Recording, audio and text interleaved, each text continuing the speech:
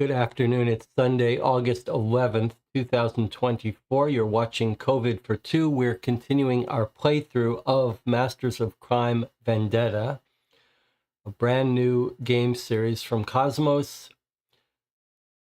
Mystery game using cards, but a little bit of a twist. This time, heavy use of the internet, aimed at ages 16 and up, so a little bit of a mature theme.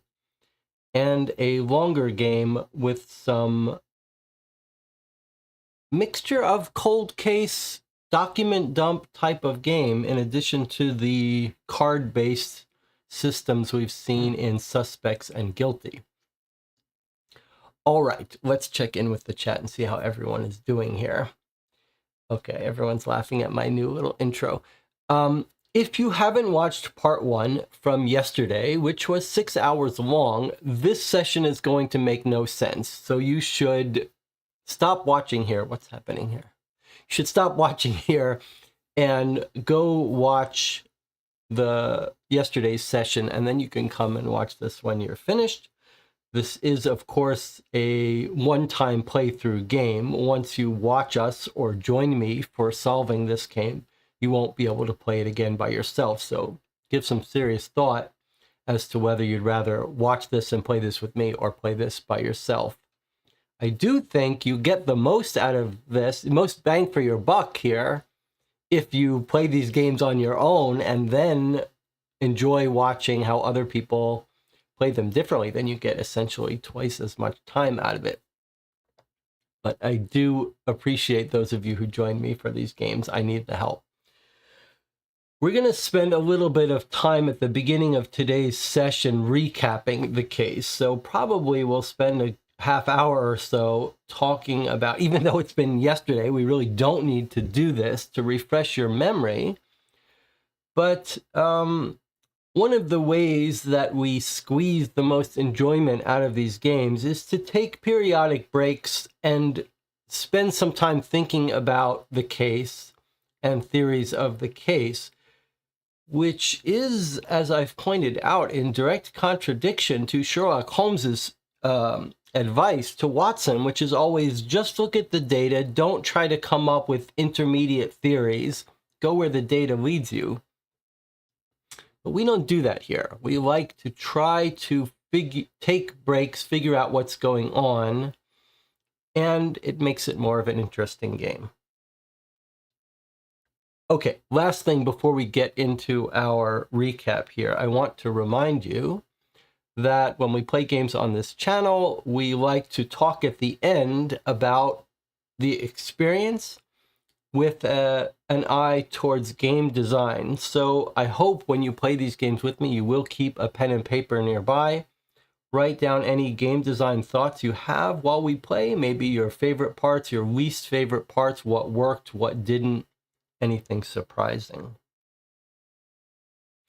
Okay, let's do, if we have nothing else to talk about, and I don't think we do, as far as schedule going forward on this channel, we'll probably keep playing games this week. I've missed a bunch of time at the beginning of the month because I was at Gen Con.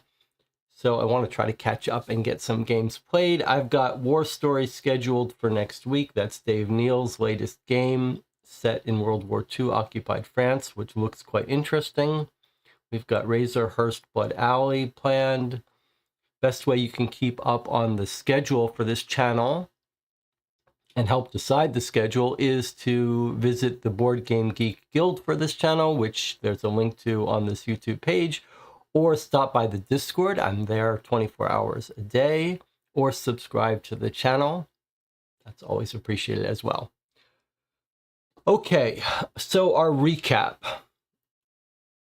One of the twists of this series is that we play bad guys. In this game, we are a member of the Russo family.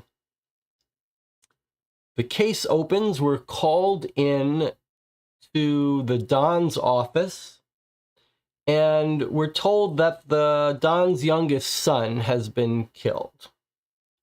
And we're asked to go find out what happened. and possibly to go kill the person who's responsible. Little bit of a choose your own adventure at the start, how we were to approach this case. The youngest son is Marco Russo.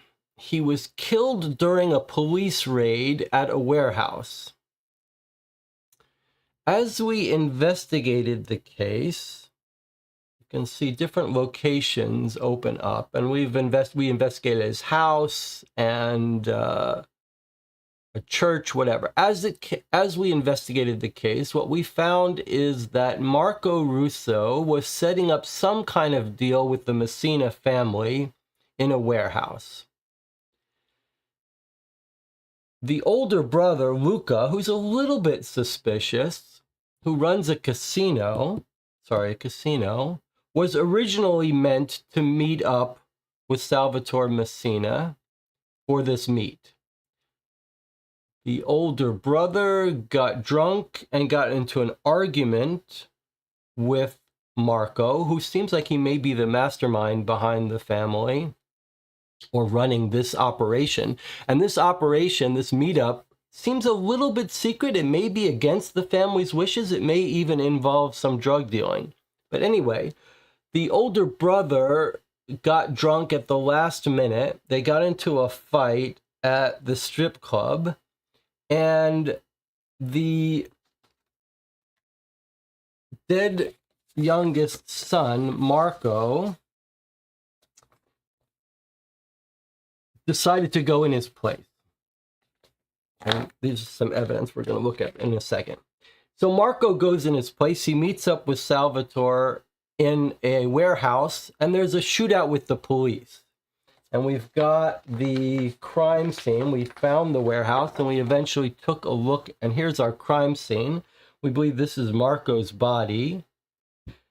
It looks like he was killed with sniper rounds. We know the police set up a sniper team right across the way. I guess we don't have a picture of that. We have an internet picture of that. And this is Salvatore's body. Salvatore's gun. Salvatore's in the hospital.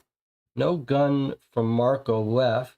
Both of them fired lots of bullets, but these seem to be sniper rounds that may have killed Marco and injured Salvatore.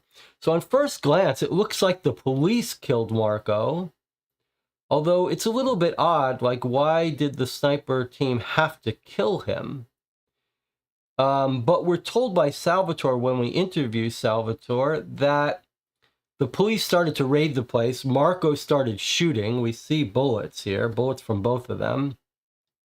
So it would make sense if the police come by car, and we can see a car seem to hit this guy. If the police come in and everyone starts shooting, then the sniper team would be authorized to shoot and kill. So it may be the actual proximal cause of Marco's death is just that the police raided them. But we do find out that when the plan was changed, an anonymous person at the strip club called it into the police. So there is an informer who called the police and told them about the meetup.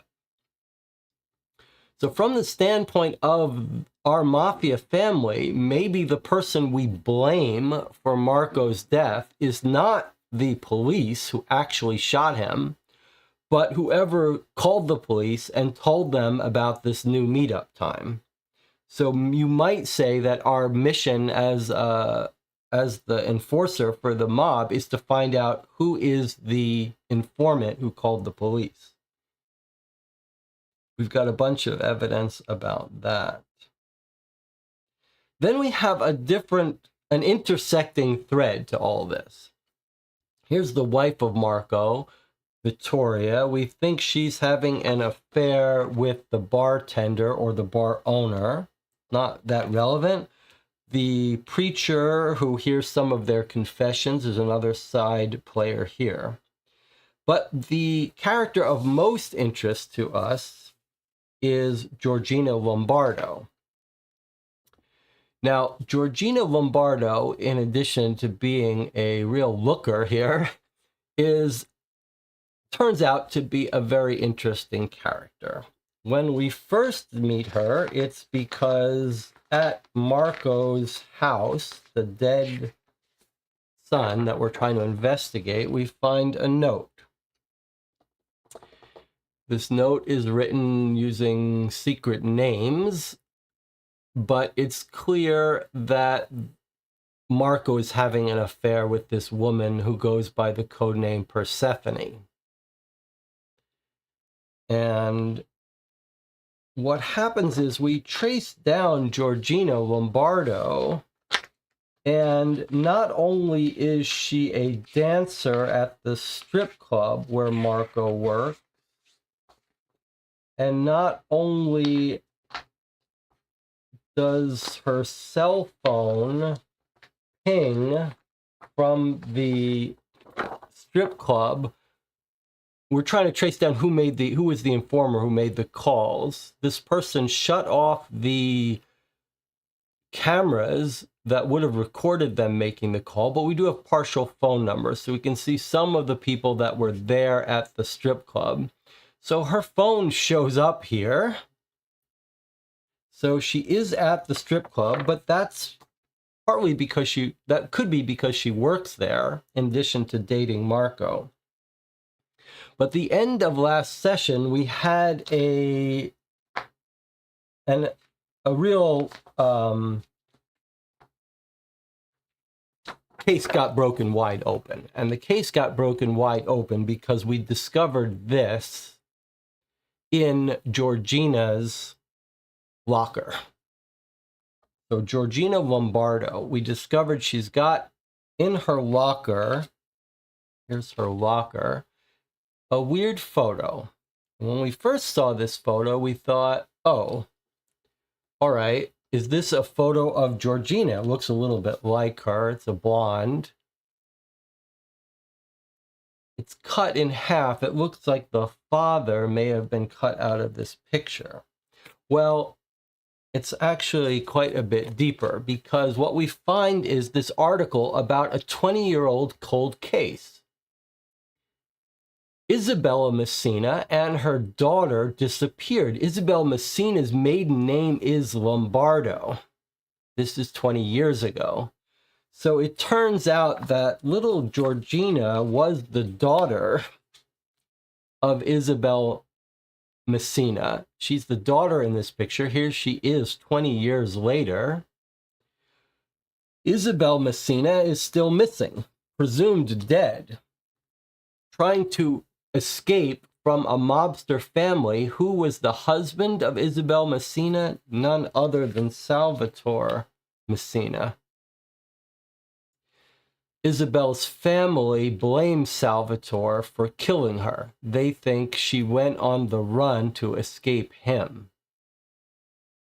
So what we have now is a sort of classic case of revenge, we think. Georgina, the daughter, who was only 1 or 2 years old when her mother was chased down by her mobster father, had to leave town, tried to leave town, was caught, but not before placing Georgina in an orphanage. Georgina grows up and we think now is seeking revenge. So the question is she seeking revenge by helping the police catch Salvatore? Was that her aim? If so, she sort of messed up, because she ended up getting Marco killed and Salvatore wounded, but still alive in the hospital for now. So there are a couple unknowns for us. One is Georgina actually a police informant? Is she an undercover operative here? Is she being paid by the police to inform on the Messina and Russo families? Or is she completely freelance and just trying to get them killed? Another unknown for us, which is a little bit odd, is whether her relationship with Marco Russo is genuine. So there's really two possibilities here. Either she's playing him to get close to him because she wants to bring down him as well. In which case, we know she overheard the change of plans. Since she overheard the change of plans, she was probably hanging out with Marco while dating him at the bungalow, at the strip club, and then called in the change. Marco got killed. The alternative is, though, that she actually likes Marco, didn't want him to get hurt, just wants Salvatore. But that seems unlikely. Why would she, if she overheard that Marco was going to the meetup and she loved Marco, she wouldn't call the police on him.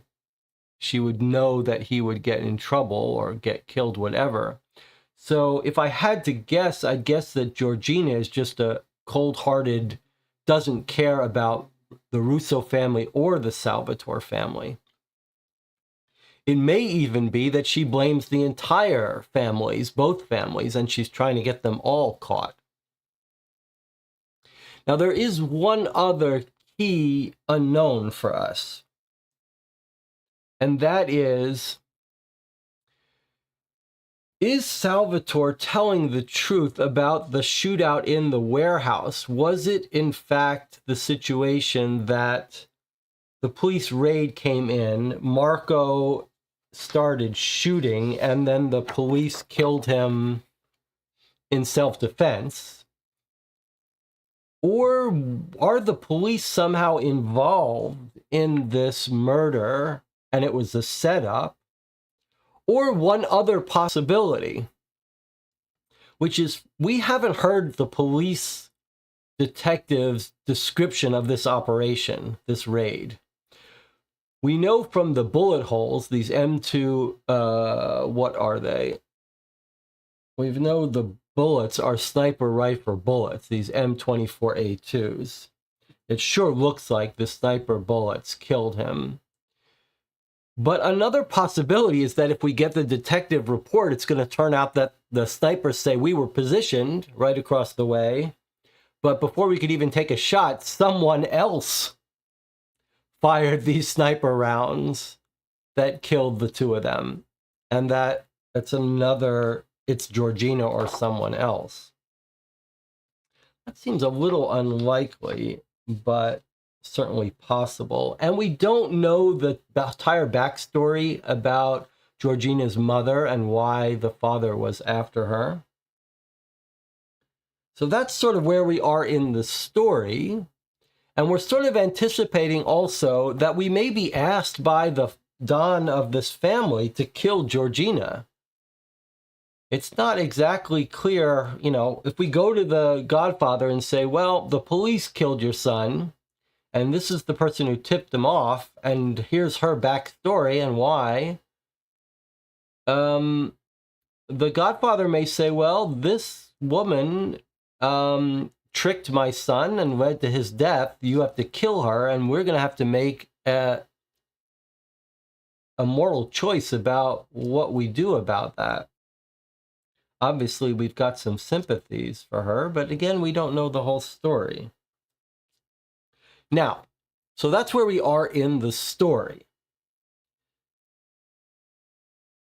As far as where we are in the game, let's recap that quickly. We've got 3 envelopes we haven't seen here. We've got in the strip club dressing room, there are 2 lockers. We've gotten into one of them, Tony's. There's another dancer that we missed out talking to because of our choices. Her locker is here. It's locked. We don't know how to get into her locker. However, we do know a little bit about Ariana. We know she had a fight with her father. Her father doesn't want her working at the strip club. And we've got their text messages here. And we know the father runs this restaurant. Her father, it's Ariana Caruso, and her father is Roberto Caruso. So we want to get into her locker. That's one of the things we have to do today. We haven't yet been to the restaurant. We do know, though, that the restaurant is also involved in this case because the meetup that Marco was setting for this meeting may have been coordinated through this restaurant. So that's one thing we have to solve. We also haven't been to the casino where the older brother has organized, and it feels like one of the other things we don't understand yet, it's a big location, is whether the brother who was supposed to go to the meetup with Salvatore, who got drunk and got into a fight and didn't go, whether that was a planned fake excuse to get out of the meeting or not. Looks like not. So I don't think the brother's involved in any more, but we don't know for sure. So we have to investigate that. And then Marco's cemetery funeral is here. We don't know why we would care about that too much. There are only 3 locations there. But when we went and visited the priest, he told us about that. Maybe we might find here whether Georgina is there really mourning, sad that he got killed or not. And then, do we have any other mysteries that we haven't solved? We might not, other than the locker code. Let me quickly go through our evidence here. So there is the setup of some meeting. Actually, it's not the meeting we know about. This seems like it's some other meeting in August. A little confusing. And Giovanni Di Stefano is the other person that the older brother was supposed to meet up with. That's his second in command. So we don't really know what the significance of this meeting is. I think we understand most of these text messages. These are attempts to find out who the informant is. Scene of the crime, we're still hoping to find out who fired the actual shots, how to explain the missing gun, how to explain all of the bullets being fired. Is Salvatore lying? Now, if our theory is right, Georgina's going to try to kill him, possibly while he's in the hospital. I wouldn't be surprised if this guy doesn't have an attempt made on his life. There's Georgina's secret message. We've already decoded that. That's the backstory about the cold case. This we may come back to try to track down who's the informant, but I'm not sure we're going to actually find out anything more. This was one of the more recent pieces of evidence we found in the church. It looks like who's confessing to what. And here, Antonio Giordano, this is a Bible verse about cheating. So that's this guy here. We think he's just having an affair with Marco's wife. That would be a motive to kill and tell on Marco. So it is also possible, we shouldn't rule out, that Antonio Giordano isn't the guy who overheard Marco changing the meeting and called the police to get a rival husband locked up. That would not be the first time that's happened. In fact, that probably happens pretty frequently. So let's not be blinded by Georgina into ruling out the fact that Antonio could have called the police and informed. He would certainly be in a good position to be able to shut off his own security cameras. Whereas, would Georgina know how to do that? So we should really consider that. But the second piece here is that Luca's second in command looks like he's gone to confession for stealing. So that could be another reason why someone would inform the police on that deal. This was an early piece of evidence where we found a secret message that let us convince the police informant to help us. This is the full message about the change of plans between Marco and Salvatore. So just helped clear up the arrangement of the meeting. This was some detail that let us track down the warehouse. This was copies of other documents. Okay, so that's where we left off. Let's see, as predicted, about 20 minutes recap. Let's see what the chat has to say, if there's anything I missed or anything to clear up. Marco says, if Salvatore used his gun against the raiding police, why the snipers did not shoot at him? Oh, I think they did. The snipers shot at both of them. You can see that in the crime scene. If you look at the crime scene photo here, what we're told is that there are sniper long gun bullet holes here, presumably that killed Marco, and here, presumably that shot Salvatore, but didn't kill him. So those are there's the second set of sniper bullets. And then you see Salvatore's gun and empty cartridges from Salvatore's gun. He emptied his gun. And here we have the cartridges from the missing gun of Marco. So it certainly seems like Marco fired his gun and emptied it. Salvatore fired his gun and emptied it. And they were both struck by sniper bullets. But of course, we only see the evidence of the sniper bullets here striking. We don't actually know. We don't have an autopsy report. We don't have a hospital report. We don't know if, for example, our whole story would change now if it turned out that Salvatore had bullets from Marco's gun and Marco had bullets from Salvatore's gun. No evidence of that, but we don't know for sure. Marco says, sniper usually shoot for fatality. Well, that's true. I mean, he was badly injured, but I don't know.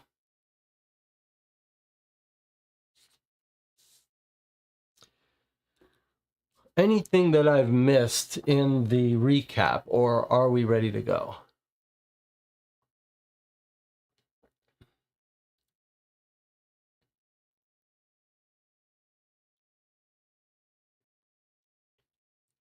All right, so the main little puzzle that's remaining is getting into Ariana's locker. So to do that, we would visit the restaurant. So my inclination would be that. Now, if we're trying to role play this, though, we might think about an attempt being made on Salvatore's life, but there's no real place for us to go for that. And we'd like to talk to Georgina, but we don't know how to find her. She could be at the cemetery, though. So I guess it seems like the two places we should focus on are either the restaurant or the cemetery, depending if you want to try to catch Georgina early. Now, remember, this is a sort of choose-your-own-adventure game, so it wouldn't be surprising if there aren't multiple endings here. So we should be thinking about that, not just solving this case, but choosing which ending we want. So if you think we want to try to find Georgina and help her get free, then maybe we should focus on finding Georgina first. Don't know if this is where we'd find her. If we're trying to unravel the mystery, maybe we should try to get into Ariana's locker.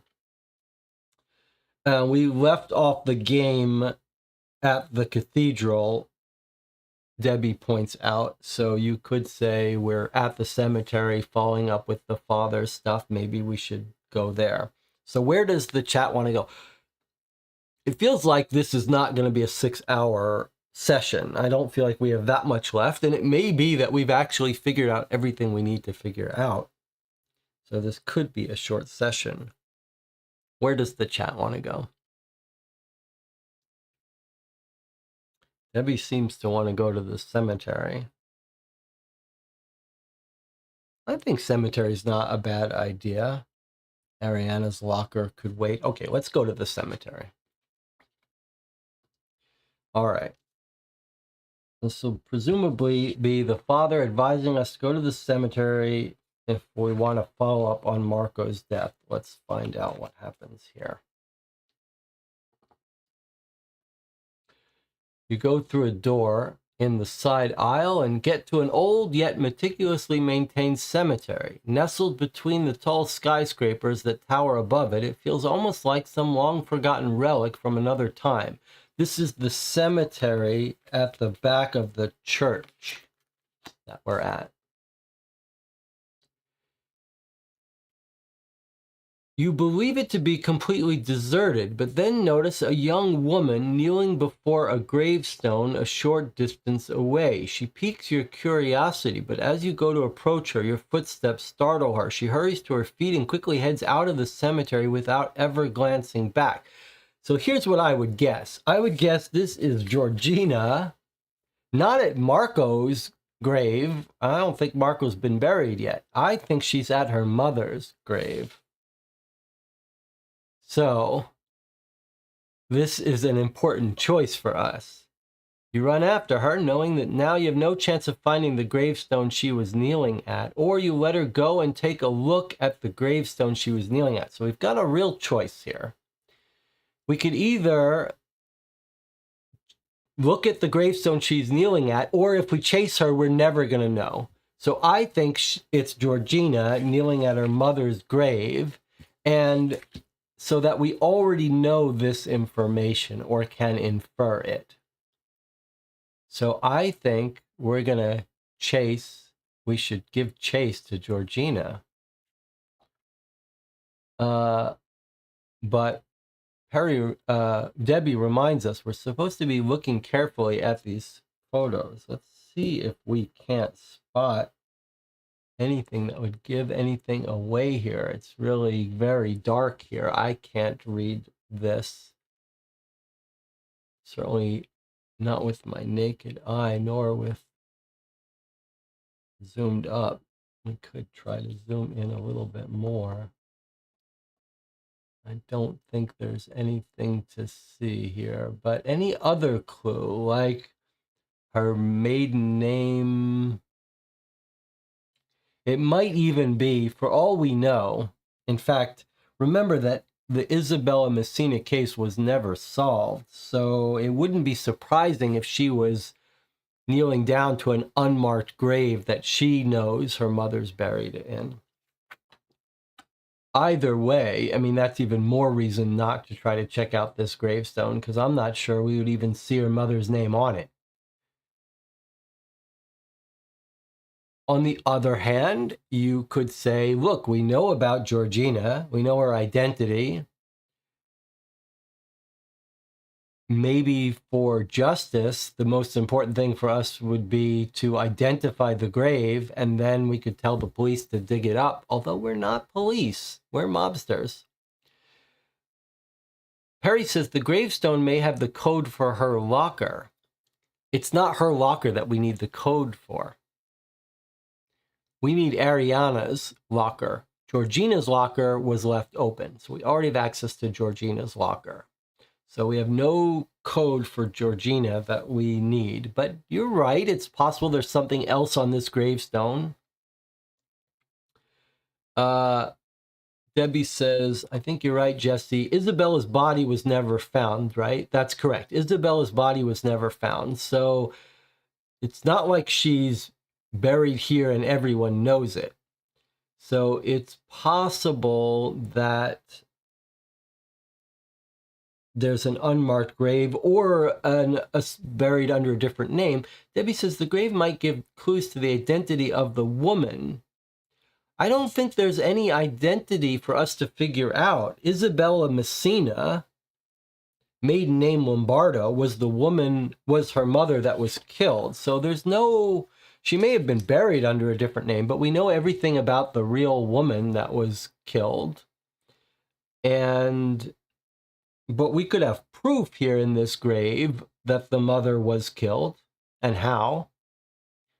If we were police, maybe that would be of interest to us.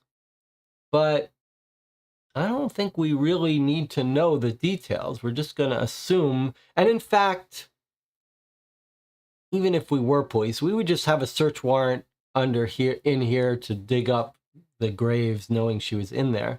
I think Debbie says, is there any reason to chase after Georgina, assuming it's her? Well, yeah, because we have no other lead to get to Georgina, and she's our primary suspect. We don't know where she lives. We don't know how to find her. I mean, we know where she presumably works at the strip club, but we don't have any other information for her. If we're going to ever talk to her, this is our chance. We have no, I mean, this, to me, it's kind of crazy not to give up our one chance to interact with her. I have my doubts that we'll be able to actually catch her, but this is our primary person of interest. And this is our only way we know, our only opportunity, as far as we know, to talk to her. So I think we have to talk to her. And Marlene says the grave is not going anywhere. Yeah, I agree with that. Okay, I mean, the game does tell us we're never going to find it again. We should take that seriously, but I still think the grave holds no... I don't think the grave holds secrets for us. So I think we know what the grave is. That's our clue not to go here. So we run after her. I'm not going to take a vote. I'm making an executive decision. If we can find... She knows what the grave is. So if we talk to her, that would be another way to know what gravestone, if we could find her. Okay, card 26. So we're going to lose the other one, but we're going to get card 26. You run after her knowing that now you have no chance of finding the gravestone she was kneeling at. Okay, here we go. You try to catch up with her, but she reaches the exit before you do and then disappears between the people on the sidewalk. I had a feeling we weren't going to get her. There's no way of finding her in this crowd. You didn't know someone could run so quickly in high heels. Frustrated, you return to the cemetery and find that she's dropped something by the gate. You pick it up and put it in your pocket. But now you have no idea which gravestone she was kneeling by. Cemetery looks much larger from this angle, and you didn't pay enough attention to the route you took.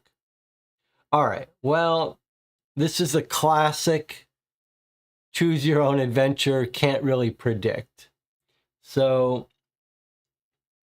reading this, it almost sounds like we should have stayed, but I don't think we should assume that. All right, so we get rid of the card that would have had us looking at the grave. That gets put in the box. We're not allowed to see that. This card we did see. Okay, but she did leave something at the gate when she ran. If we hadn't chased her, she wouldn't have done that. It's not a piece of evidence, though. It's a card. So what card is that? What did she drop for us? Here we go. Oh, okay. Well, it's the other half of the picture on her locker. But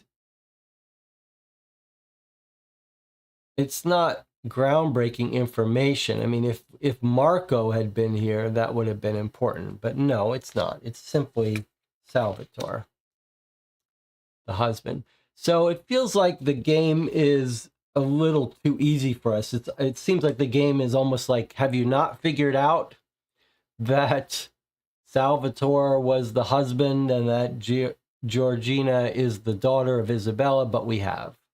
All right, so this is nothing new, no new information for us. And now it wants me to throw out card 32, which was some other piece of evidence. So, well, at least we've got confirmation that this was Georgina that was at this grave. I do feel like it would be weird if the game wanted us to look at the grave. But it's okay. I think it's not. I don't think that's the case. I think it's just two different paths. One would tell you whose grave it was, which would be one way to get a clue that it was Isabel. And here is the clue about Isabel's, that another clue that it is Isabella. Okay. The channel is pointing out, is this information relevant where this photo was taken? I don't think so. Looks like probably they're at Coney Island. doesn't matter. I mean, I don't think it matters where it was taken. Remember that Isabella was married to Salvatore. There's no mystery about that. They had this daughter who's Georgina, and then eventually Salvatore tried to, the mother went on the run. We don't know why. That picture doesn't hold any clue for us. Only evidence that Georgina is trying to get her revenge, we think. Okay, so that's that. Back to our case. I still worry that Salvatore is going to she's going to try to kill Salvatore in the hospital. She could probably talk her way in. But that's of no import to us, really. We're not trying to save his life. He's from a rival mafia family. We don't even care about him. So, next up is trying to track down Ariana's locker. Debbie says we might have gotten a star by going to the grave. I agree with you. I kind of have that feeling too. When we finish this game, we'll look at the cards we weren't allowed to see, and we'll see if we can try to understand the thinking behind the game mechanics. There are these stars that affect your score, and it is going to be interesting to see if the game did want to reward us more for doing certain things, and maybe we can discuss whether that seems fair or not. All right, so I'd be inclined to try to go to the restaurant and find Ariana's information. But I guess I do want to pause and remind us of one thing. We better be sure that we're not being tricked into blaming Georgina for being the informant when it was Tony. There's no reason that this secondary motive couldn't have been what happened, right? He's having an affair with Marco's wife. So could he have overheard at the strip club, Marco arranged the meeting and called into the police in an attempt to get rid of Vittoria's husband? I mean, we know Georgina is going after Salvatore, but we don't know that this wasn't the person who called in about the change of meeting. Now, he runs the strip club where the mafia hangs out, so he would be a good informant for the police. He would be well positioned to turn off the security cameras. And he would be in a good position to overhear everything. So before we go accusing Georgina, we need to find out a strong way to rule out him as a possibility. Debbie says, do we have evidence of Tony's movements at the time the call was made?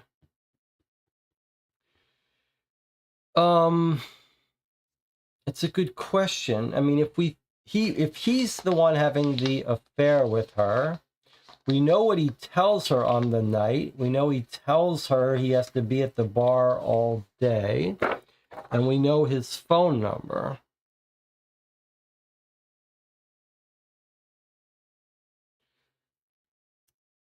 I guess we do have a little bit of evidence that he didn't short circuit his own cameras. That would be good evidence that he's not the informant, because he tells Vittoria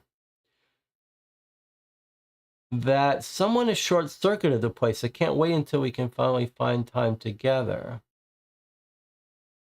Call me if your husband is acting at home. I'll look after you no matter what. So you're writing a text message to a lover. You wouldn't be thinking about planting an alibi in this message, especially if you're looking at this photo. You probably got other things in your mind, on your mind. So probably that's pretty good evidence that he didn't sabotage the cameras, which is good evidence that he's not the informant. He also says there's no one else here.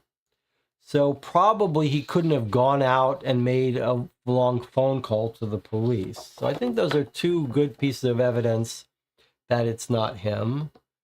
Debbie says, I think someone mentioned him yelling at them for half an hour.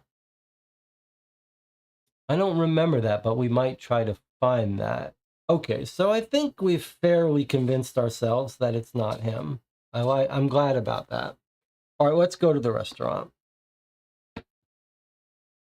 And while we're at this restaurant, I think we may try to understand that weird restaurant meetup receipt, because we really don't understand what that date is about, right? It looks like it's describing a way that they set up meetings, day, month, minutes, hours. So this looks like it's a 2:30 p.m. meeting on the 15th of August between these two people and organized by Marco. We don't really understand. This is in the future, we think, or is it the past? We don't know. We don't know if it's the previous August, the next August. We don't know. We just know that it's odd that Giovanni Di Stefano is Luca's second in command, who we think is stealing from him, but we don't know what this is about. But this could be some drug dealing going on. Hopefully this will explain it for us. When was the call made again, asks Debbie, talking about the original call. We've got the timeline. It's like 9:30. So here is, before we open up the restaurant, let's just finish this up. So the informant calls in and they're told that it's been changed to 10:30. At 10 p.m., sorry. At 10 p.m., they get a follow-up call from the informant that the meeting has now been pushed up to 10:30. Okay. Let's go to the restaurant. Anything to look at in the front picture of relevance? Not really. Okay, here we go. Cucina Authentica is your family's favorite haunt. The owner, Roberto, seems surprised to see someone showing up so early in the day. Even though it's already lunchtime, the place is completely deserted. Roberto greets you warmly, but when you mention Marco, his expression darkens. Marco was last here with his lady friend a couple days ago. I saw him eating his spaghetti while he discussed something confidential with his people. When you ask Roberto for more detail about Marco's final visit, he simply shrugs. I can look in the book, but I'll need to know the day and exact time he was here. You get 1 star. While you're here, you can try to pry more information out of the restaurant owner. Okay, so let's give ourselves the star and then discuss what we want to do here. So we've got a new code. Let's make a note so we don't forget it in case we don't do it now. Okay, so code for card 33. Just gonna make a note so we don't forget it. Okay, so that sounds like it might be talking about, he says his last day here was with his lady friend a couple of days ago. So it's going to be close to March 15th. March 15th is when Marco was killed. So it's going to be March something, a couple days before the 15th. But we need to know the exact day and time. So that's weird because you might think this would be the date and time, but no.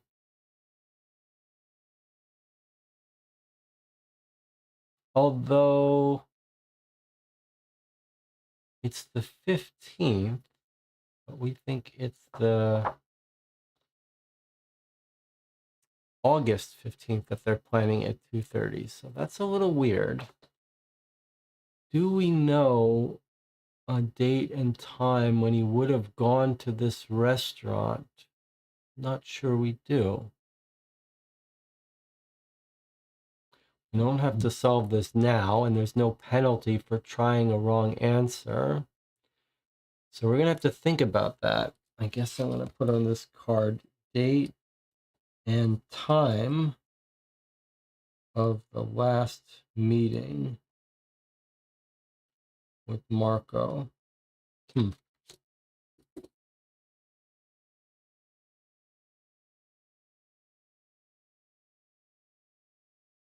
All right, I'm not sure we know that, but maybe, I mean, we do have Marco's phone records. It sounds like he was eating there with Georgina.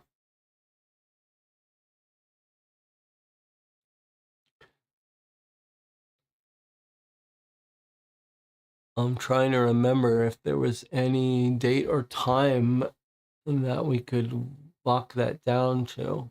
Okay, well, assuming not, we could try to answer this question. It looks like there's some talk in the chat. On the menu, it shows the real price of one of the dishes. Does that matter? Well, that's a good point. Let's see. So if we look up, so if we think maybe one of these is wrong, let's see. Pizza Luigi. Pizza Luigi isn't on our thing here. Carpe D'Angelo, that sounds familiar. But it's here. Okay, so this item here. All right, it's not zooming in. Why is that?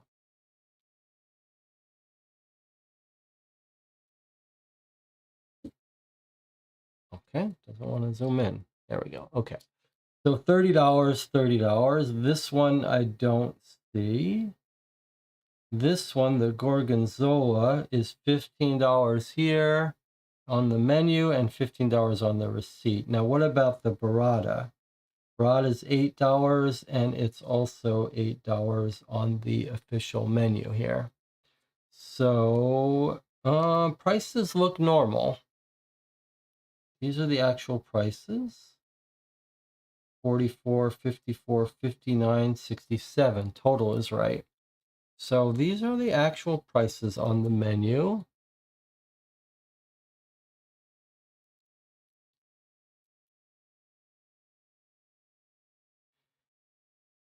I'll tell you what, if I had to guess, what you could, especially if you were just taking a shot in the dark, you could say, okay, look, all his meetings are always at 2:30. You might guess that, 2:30. You might guess that they're all on the 15th of the month and that he came here on the day he was killed, not August 15th, but March 15th. So if I had to guess, I would guess that the last time he had this meeting at this restaurant was March 15th, the day he was killed, at 2:30 p.m. That would be my guess, but I don't think we have strong reason to do that. Of course, if there's no penalty for guessing, then sure, we'll try that. But I wonder if we won't be able to... I wonder if we're not forgetting that Marco had some phone conversation. I mean, here, look. Remember, we're told that they were arranging some meeting. Well, here's another date. He says, meeting arranged. My brother will meet you in Red Hook. He'll come alone. So it's possible that this was sent from the restaurant right after he arranged the meeting. So here's another possible guess.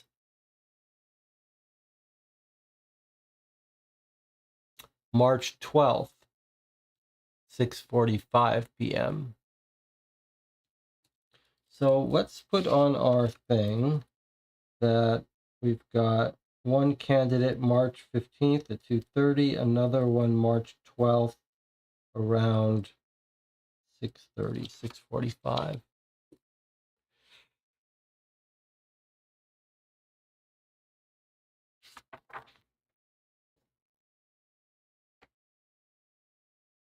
All right.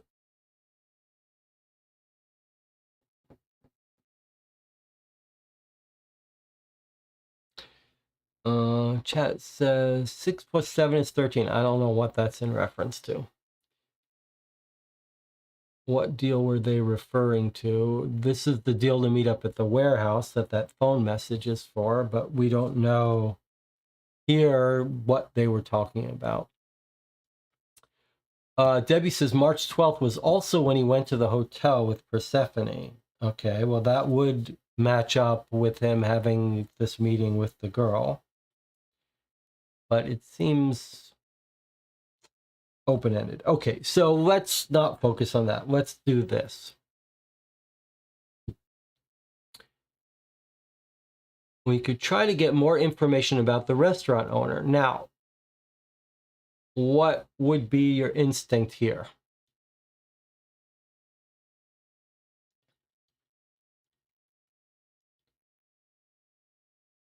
Maybe we'll talk about this and then we'll take our first break.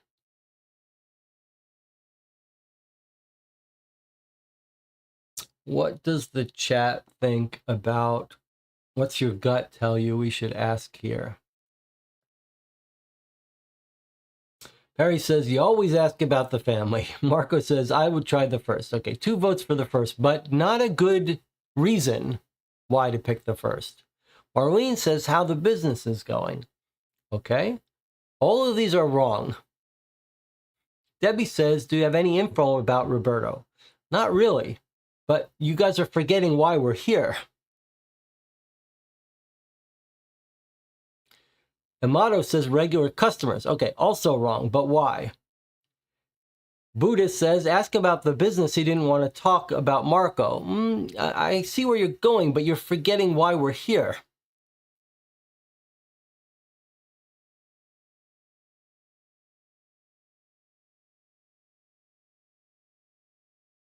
Why are we here? Debbie is remembered. Because we're trying to get information on his daughter, Ariana, so that we can get into her locker. Now, I'm not sure why we care about getting into her locker. There's some, unpleasant, there are some wrong reasons to get into her locker, but they don't seem to match our case very much. But clearly, maybe she's working with Georgina, but game-wise, we want to get into her locker. And this restaurant owner is the guy who is feuding with his daughter because he's upset that she's working there. So it seems to me that the real reason we are here is to get information about his daughter. And he's going to give us this information when we figure out this code. So those are the 2 pieces of information we want. This general information about his business and his regular customers. I mean, we are his regular customers, the mafia. So really, we need to focus in on the daughter. All right. So let's ask about his family, i.e. his daughter specifically. All right. Everyone happy with that? Well, you could make the case that we shouldn't do this until we follow up with the code here, but I think we know enough to know we want to ask about the family. 34. Okay, and that's why we got the star. Your question about his family has barely left your mouth before you know you've hit a sore spot. You'll know better than me how my daughter's doing. After all, it's your filthy dump she's hanging around the whole time. Roberto spits loudly. I barely know her face anymore. Every evening I cook for you and your lovers without telling anyone.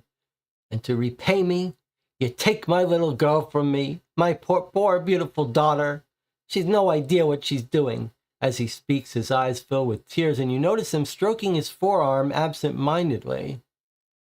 You're not going to be able to get much more out of him, so you head out of the restaurant, leaving this father to wallow in his despair.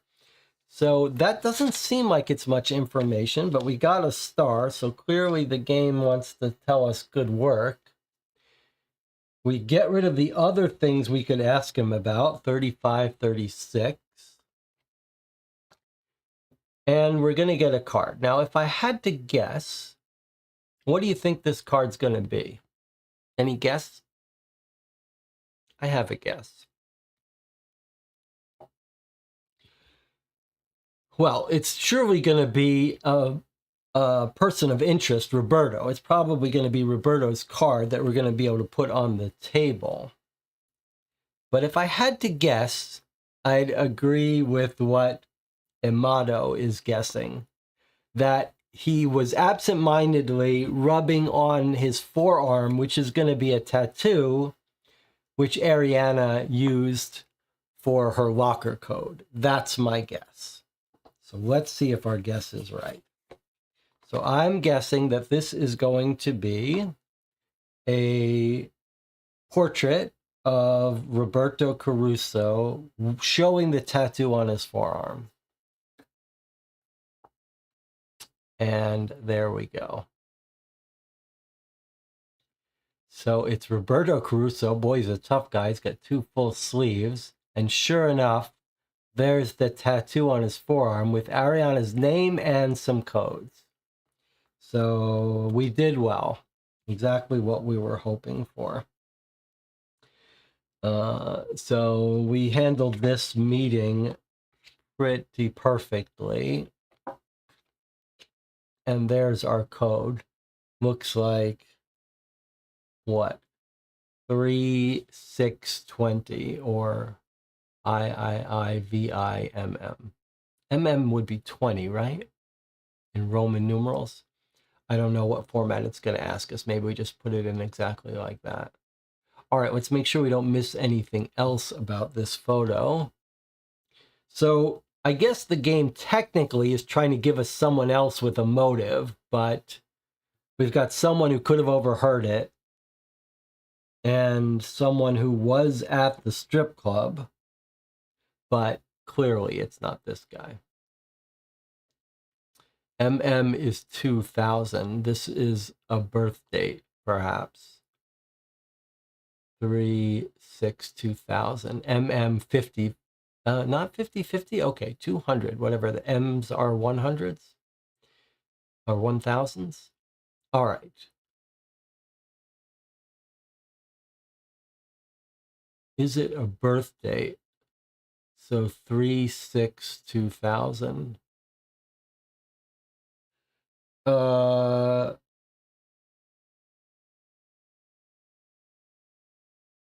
Interesting.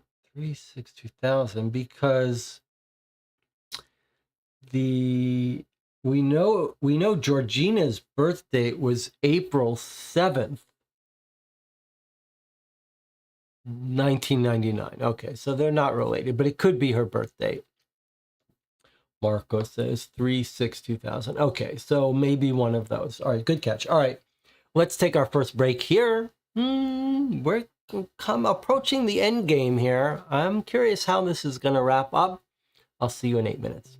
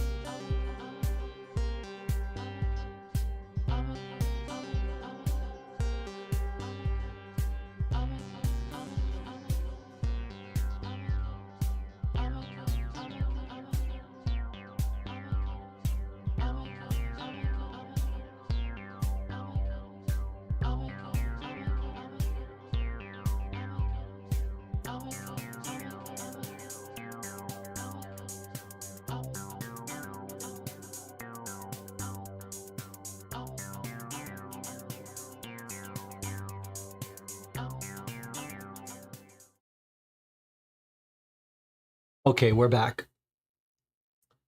Chat should be stretching during these breaks, but they can't help but talk and think. Marlene says, I think Salvatore may be the informant. We're assuming the police shot him too. Well, I think it's fun to keep an open mind. It's good to keep an open mind about who could be doing this and not jump to the conclusion that the informant was Georgina. It would be pretty odd for Salvatore to call the cops on himself and get himself shot in but you could imagine that we're just assuming that he was shot, but I mean, all the evidence shows he was. But let's say you thought he was, for some reason, the police informant that informed about the meeting. That doesn't work. Our evidence doesn't support that. Why not? Because we know when the informant called the police. We know from where and when. And we have all the cell phone records of the people that were in the vicinity of the strip club. The security cameras get shut off at 9:30 or so, and then at 10 p.m. the call comes in. So they don't know. They know the call got made from a public phone, so they don't know exactly who called, but they know all the cell phone numbers that were at the strip club at the time. And we know that Salvatore's having a conversation with Marco. There's Marco's phone number. And Salvatore's phone number is, we know it. I forget what it is. Here, Salvatore's phone number, 4850, which we should have written down. And 4850, as you would expect, is not at the strip club with Marco. He's somewhere else. So the informant is not Salvatore. Whether he wanted to or not, he's just not. He's not where the call comes in. All right, let's do the thing we know how to do now, which is get into Ariana's locker. But let's not forget, we still have to figure out when Marco's last meeting was, so that we can get more detail. Probably it's just going to confirm he was eating with Georgina, but so I don't think this is going to have much useful information for us, but we don't want to forget to do that. Okay. Let's go back to Ariana's locker, though. Now we know what the code is. All right, so let's go online.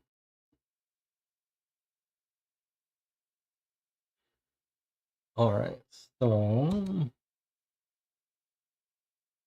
we want Ariana's locker. What's the combination of Ariana's locker? It's a 4-digit padlock. Just write the numbers in a row in the password field. So 4-digit code. And I haven't even written down. Oh, but here is, okay. Here is our code, 4-digit code.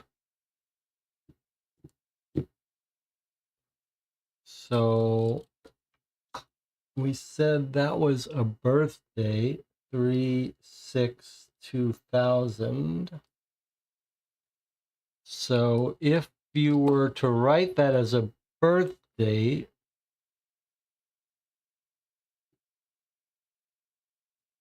how would you write that? It's hard to write that as a 4-digit code.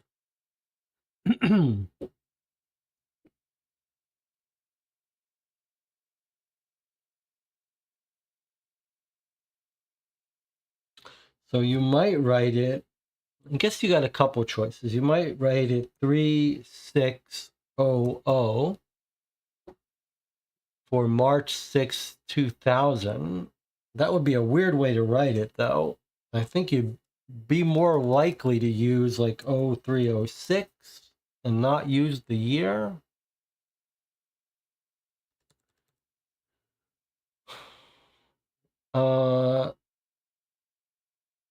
Well, we can try a couple things. So let's try it. 3/6/2000. That was it. All right.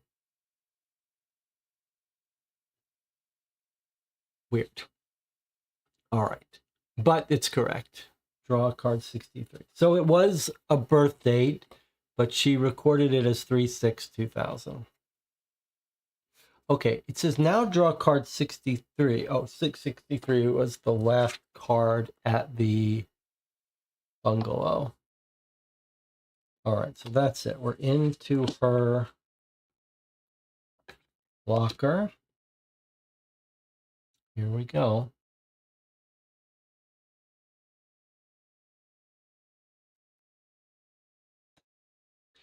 Ariana's locker is stuffed full of dance costumes and props. You really don't want to start rifling through it all, but then something catches your eye. At the bottom of the locker, you see a bag of cocaine, a plastic tube, and a plastic business card, which is no longer legible. All that's on the locker door is Ariana's shift schedule. You take it down and stick it into your pocket. Okay, well, we got an extra star. I think this is filling out our theory here that Marco is dealing drugs. And this is a classic Godfather 2, Godfather 1, Godfather 2, Godfather 1 setup here, where the Don has probably forbid his family from dealing in drugs, and Marco has set up an arrangement with another family that they're going to move drugs secretly, probably without the knowledge of the higher-ups in the family. We did get a little clue earlier on that Marco was giving Ariana hard drugs and she was falling all over the place. So this seems to be confirming that. But now, why do we care about Ariana's schedule? All right, well, it's one of the 3 remaining envelopes left for us, so I'm glad to see it. But we don't think Ariana is involved in anything, so it's a little odd that we're caring about Ariana's schedule. Let's see. A nice full document.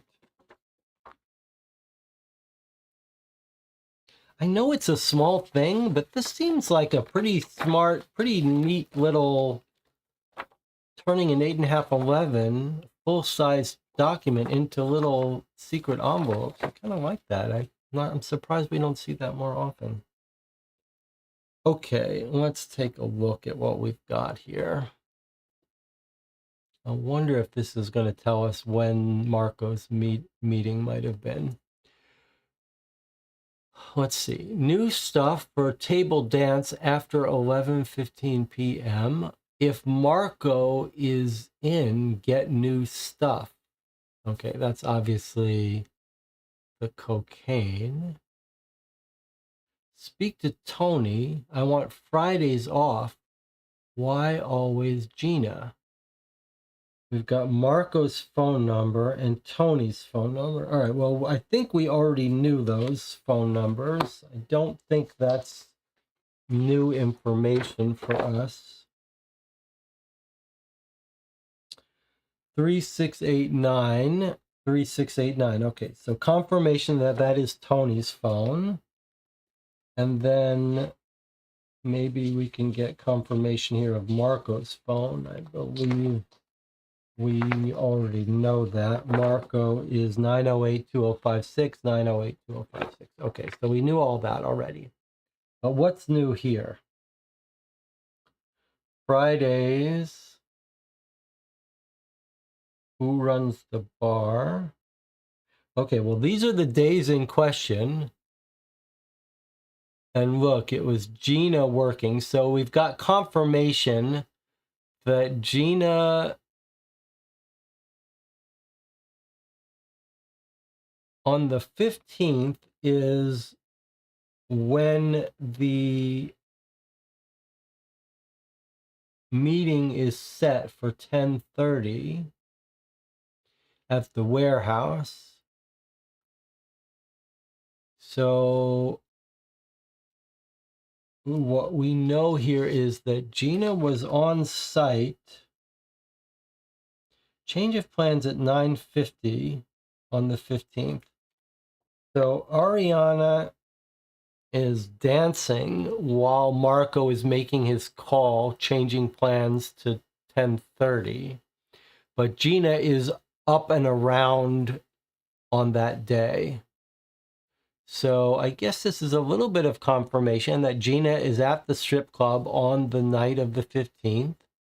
Looks like she was dancing during the warehouse raid. Scheduled to dance at least. And later that night as well. And no one was working at the bar. That's why Antonio had to do bar duties. Okay, all fine.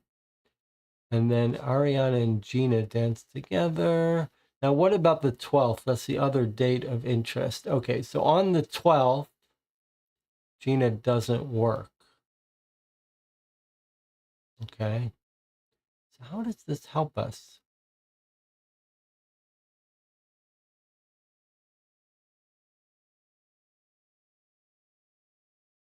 I'm not sure this actually helps us or just confirms stuff we already know.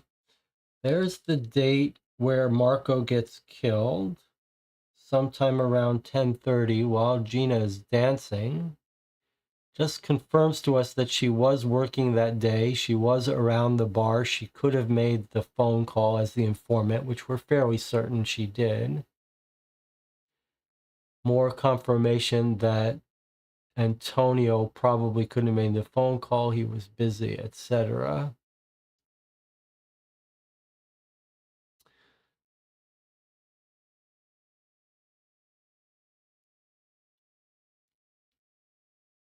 She wasn't dancing when the informant call got made. Yes, we do have more confirmation about that. So it adds a little circumstantial evidence to our theory that Georgina made the call, was around the bar to overhear stuff, etc.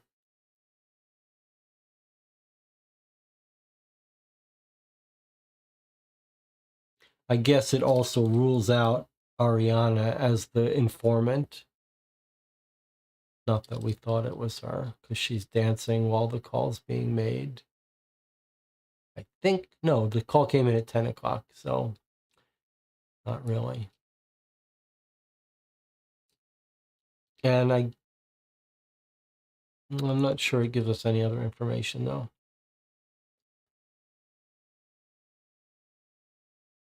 Little bit more circumstantial information about Marco dealing drugs, though. What do you think this means? Speak to Tony. I want Fridays off. Why always Gina? This might be a little bit of a clue. Why does Gina always have Fridays off is what I think she's asking. And maybe we should be asking ourselves, especially since Friday is the 12th, which is the other date when this meetup is set. I think it may be suggesting to us that Gina always insists on having Fridays off because that's when she meets up with Marco at the restaurant. That's what Debbie is saying right here as well. Is it that Gina meets Marco on Fridays? Yeah, I think that might be the clue here. It might be the clue that the restaurant date we're looking for is March 12th. So Friday, March 12th, and then we just have to figure out the time. Although 6:45 is a reasonable time. I have to narrow that down a little bit more.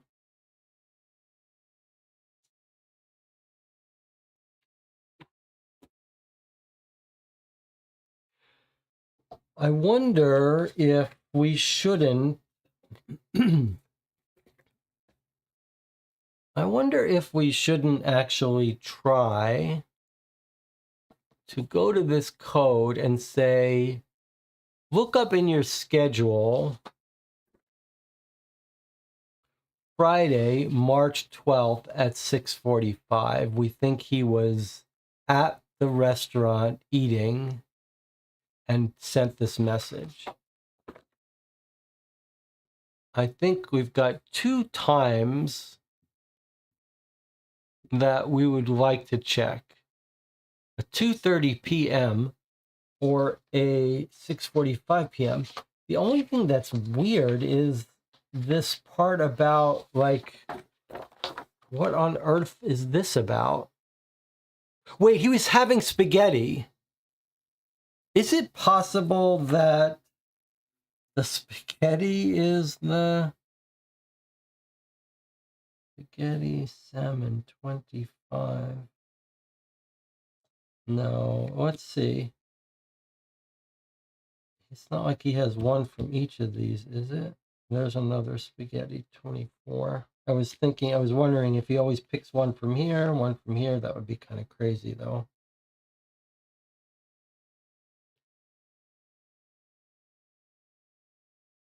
Gorgonzola. But no. All right, never mind. Debbie says, I just got the restaurant code. It's very close to the time we guessed. All right, you've got some extra code here? Let's hear it. What have you figured out? What have you figured out that's not obvious here, since it says hours, minutes, days, month?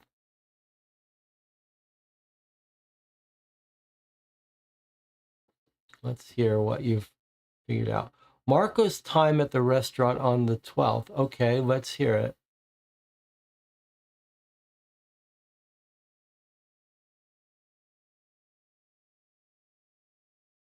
So you think you're seeing something else subtle that we're missing? Let's hear.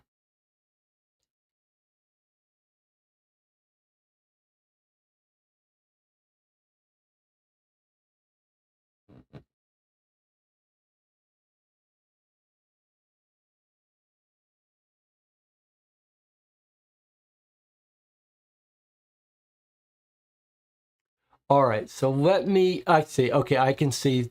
All right, so let me turn away from Debbie's comments, and she's figured something out, and see if I can give some thoughts here. Okay, so here's the explanation of how to find the code. This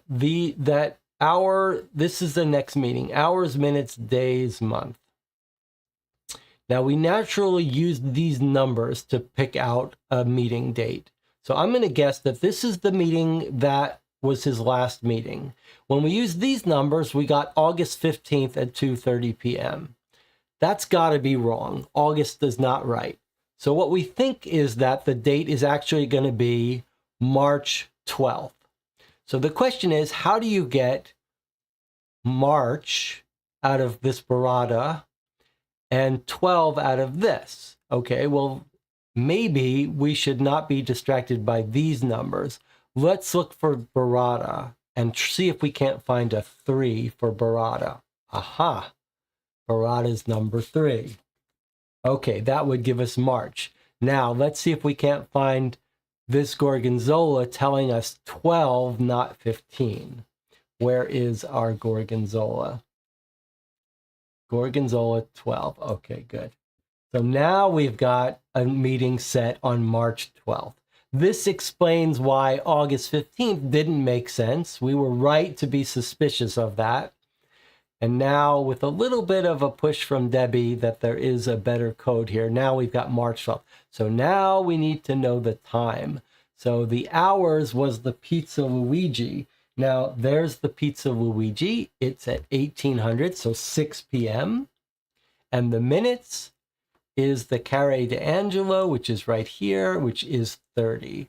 So March 12th, 6:30 p.m. Okay, which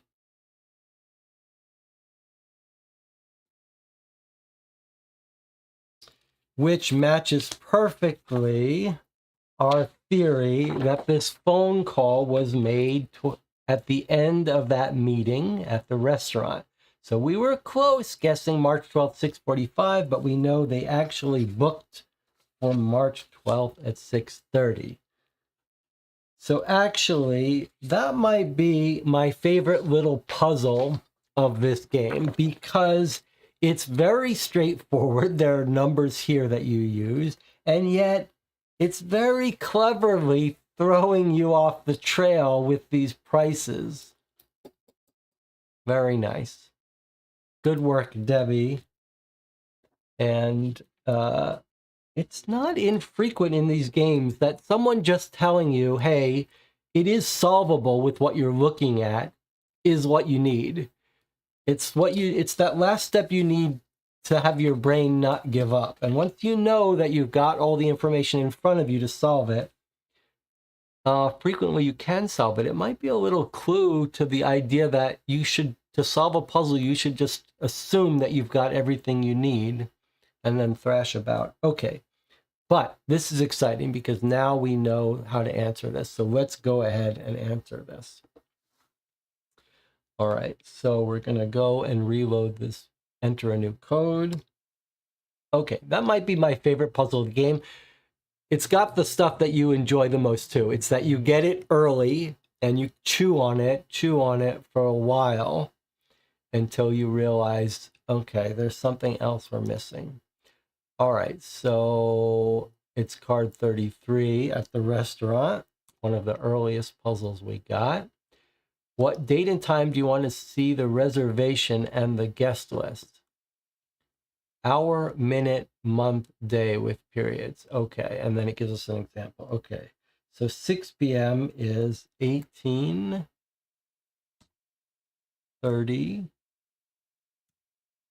Then it wants month, 03, day 12. So I think that's what it wants.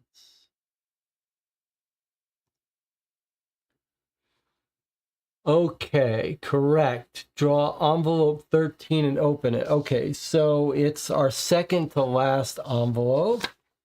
And here we are going to see the guest list. So what do we expect to see here? We expect to see Marco, a reservation for Marco, eating with Georgina. Anyone else?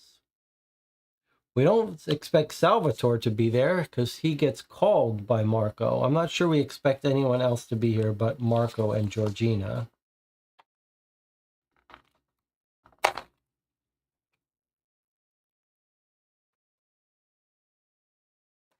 Little scored stickers are pretty good too. All right, let's see. Boy, this is a nice detailed document, although I'm not sure it really holds any clues for us. But let's see. Maybe I'm wrong. It's a whole map of the restaurant. Okay.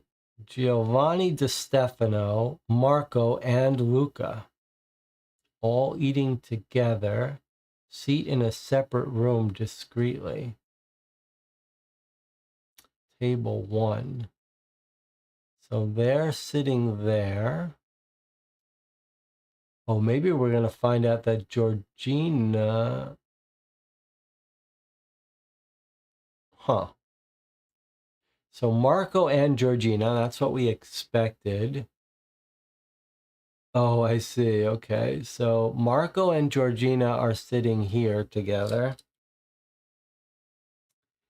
And they come in, they have dinner at 6:30, from 6:30 to 7:30. At the same time, Marco has booked this table for his meetup. So Marco has booked these two tables, separated by a thin wall, presumably, and he's going back and forth. He's having a meeting with Giovanni and Luca. Giovanni and Luca are his older brother and his right-hand man, who we think is stealing from him. And he's going back and forth, having his dinner, having his meeting, I guess, from 6:30 to 7, 6:30 to 7:30. So he finishes his meeting, and then he comes back and sits with Georgina, and he says, yeah, how you doing, babe? Hold on, I gotta make a call. And he makes the call in front of her, saying, yeah, my brother's gonna meet you in Red Hook. He's calling Salvatore at this point. And Georgina's sitting right there with him while he's making this phone call, saying, yeah, we're going to meet up, come alone at midnight. So she already calls the cops and she tells them that. And then later on, she finds out the date has changed. But I guess this is trying to tell us that maybe the brother knew about this meeting and the second-hand man, the right-hand man, knew about this meeting. But I don't see anything else really of importance here.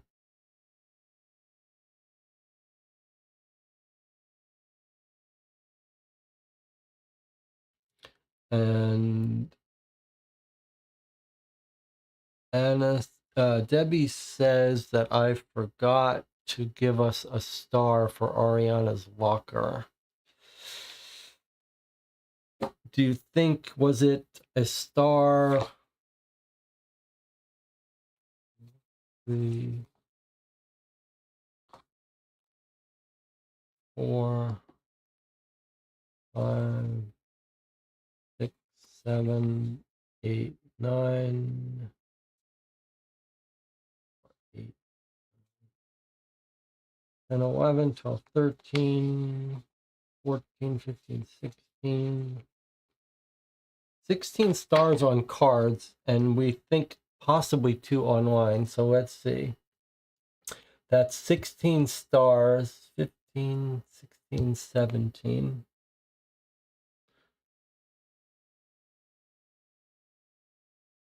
So maybe there's one more. And this is a little hard to keep track of. It's a little hard. We can't retrace the ones that it told us online, but we might be plus or minus 1. 2, 3, 4, 5, 6, 7, 8, 9, 10, 11, 12, 13, 14, 15. No, 15. That's not right then. Unless it gave us one. Ugh. Just gonna leave it here. It's 17 stars total, 2 of which had to have come from online.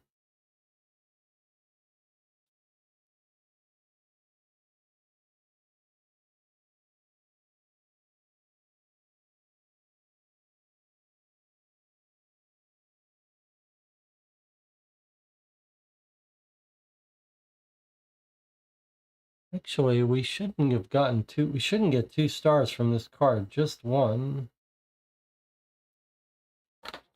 So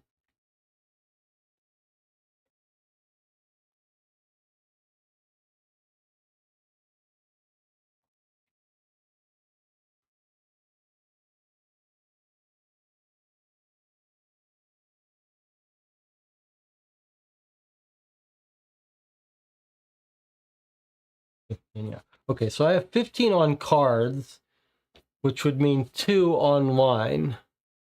I'm not sure. I think I did the star for Oriana's locker, but it is hard to tell. I mean, it's hard to keep track, but think this is about right. Plus or minus. Well, if something comes down to 1 or 2 stars, we'll worry about it then. Otherwise, we won't. Now, let me check in with the chat for sure. Debbie says, Georgina for sure. Luca was supposed to go to the meeting, so naturally he'd know about it. Did anyone else see Jesse do a star for the locker? I think I did do a star for the locker, but I probably was zoomed up where you didn't see it.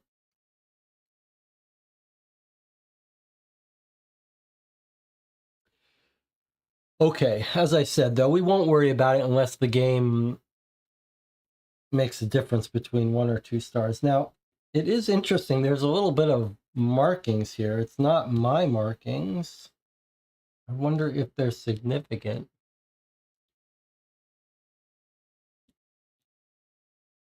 Doesn't look like it.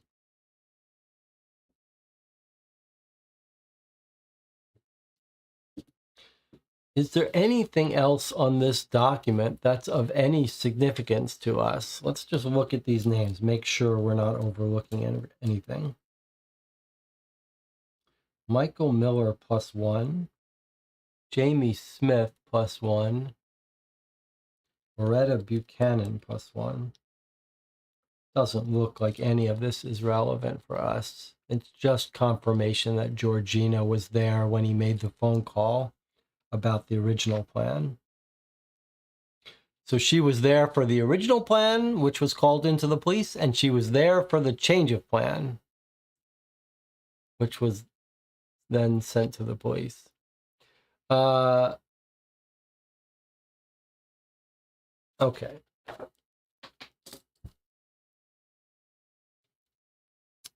So we're just about done here. We just have left the location for the casino. Now, how does the game tell us it ends? It says when we've got our final card. So actually, we're very close to the end here. All right, let's walk into the casino. Let's talk to the brother, Luca.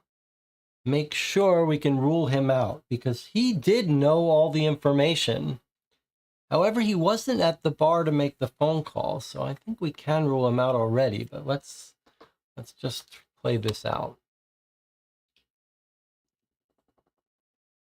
You're surprised to find the casino so full at lunchtime. There are people at almost every roulette table and slot machine gambling away their salaries. You never realized before how much of a gold mine the casino actually is. But the reason you're here is to speak to Luca Russo. Unfortunately, you can only find Giovanni, a family soldato, a family soldier. He greets you enthusiastically. Ciao, amico, long time no see. Where were you a couple of days ago when we went to Cucina Authentica? I thought that Marco would bring you along to such an important meeting. You try not to let slip that his comment has angered you, but Giovanni picks up on it. He grins and asks, So, why are you here then? Because you fancied a quick game? All right, we get a star. We don't like this guy. We know he's robbing from Luca, we believe. And giving us a star. Now, it wants us to draw card 66. Okay, here's card 66. So this is going to be Giovanni. Giovanni Di Stefano, who looks like, what's the actor he looks like? Paul, not Paul, Paul, what's the name of the actor, the great actor who looks like this, who was recently in a movie called The Leftovers. Starts with an A.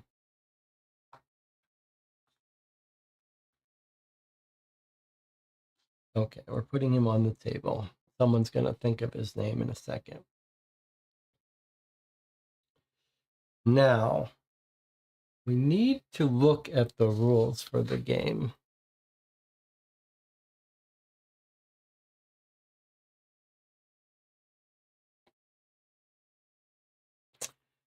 The reason we need to look at the rules is there's only one card left. So I believe the game is over as soon as we finish this location.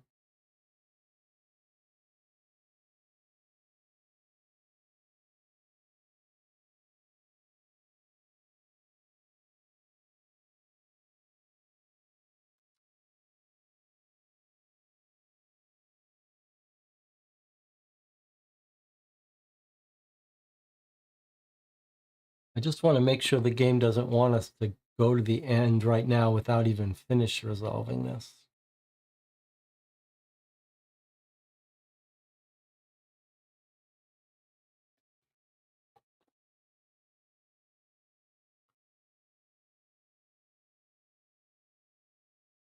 Take the stack of final cards, place it next to.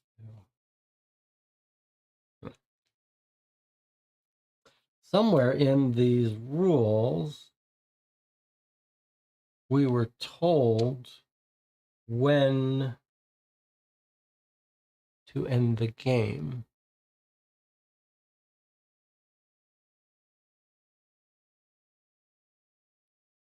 Paul Giamatti, I believe. No one has spoken up in the channel, but now I'm remembering his name. Okay, so look, we haven't opened envelope 6 yet. And I'm trying to find the instructions that told us that we should end the game when there's one card left, because the last card is instructions of what to do. Okay, so I guess we'll just look at this. This is the final card in the stack. That's it. We've seen all the other cards. This was just our cover card. So here we go. This is the instructions we're now supposed to read. When you reach this card, finish playing through all the location cards in front of you and come to your decisions. In order to solve the case, you'll need to be able to answer these 3 questions. Okay, so let's not even look at that till we finish this. Or maybe we should. All right, let's see. Who knew about the March 12th weapons delivery? Could have caused the blackout? Would have been able to call the police? There's only one possible perpetrator once you have it figured. All right, so I feel like we know the answers to all this, but let's see if we can't get a couple more stars before we're done. Okay, so Debbie says, if we think he's stealing, we should ask how business is going, or we could ask for Luca, or we could sit down. The reason you're here is to speak to Luca.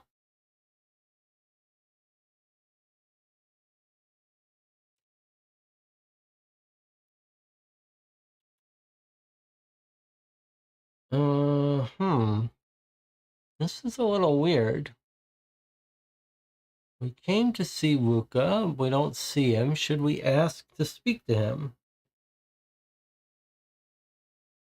Or should we ask him how business is going?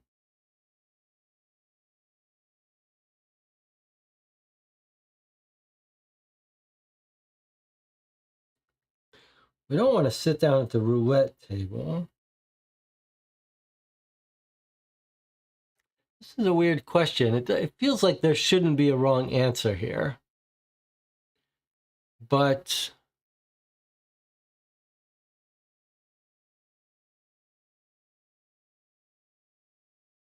I guess if it was me, if I was role-playing this, I'd say the right answer is not to jump right to Luca. Like, let's make some small talk with this guy and see if we can't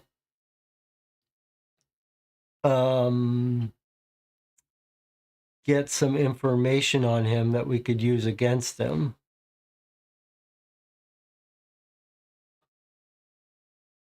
Like, we're going to eventually ask to speak to Luca, but why move on so quickly? So I guess my intuition would be to get more information from him before we move along.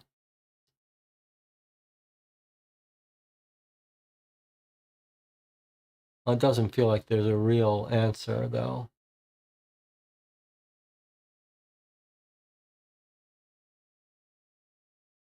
Motto says, ask him how's business with a smirk.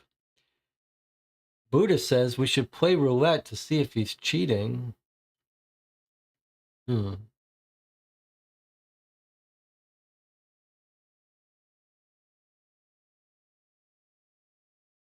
I don't think playing roulette's gonna help us. I don't think there's any we don't have any insider information to know how to cheat. We don't think it's about money. All right, let's ask him about business. 39. This is a big stack. Presumably we're gonna have multiple options in here. We're not in any rush, so let's just talk to him a little bit. Giovanni beams with pride as he states, I ran the casino almost single-handedly last year while Luca was inside, you know?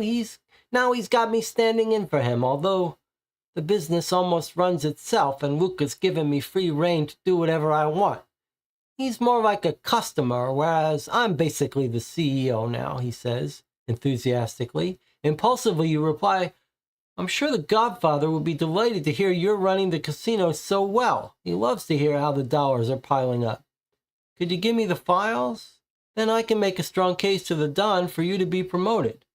You notice Giovanni's smile has turned slightly sour.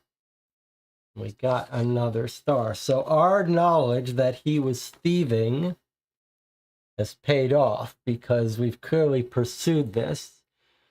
All right. Now, we could demand to see last year's accounts or ask to see last year's accounts.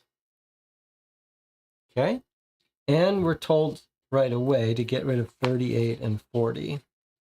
So it feels like now the game is rewarding us for knowing that Luke is not involved and is innocent and has no information for us.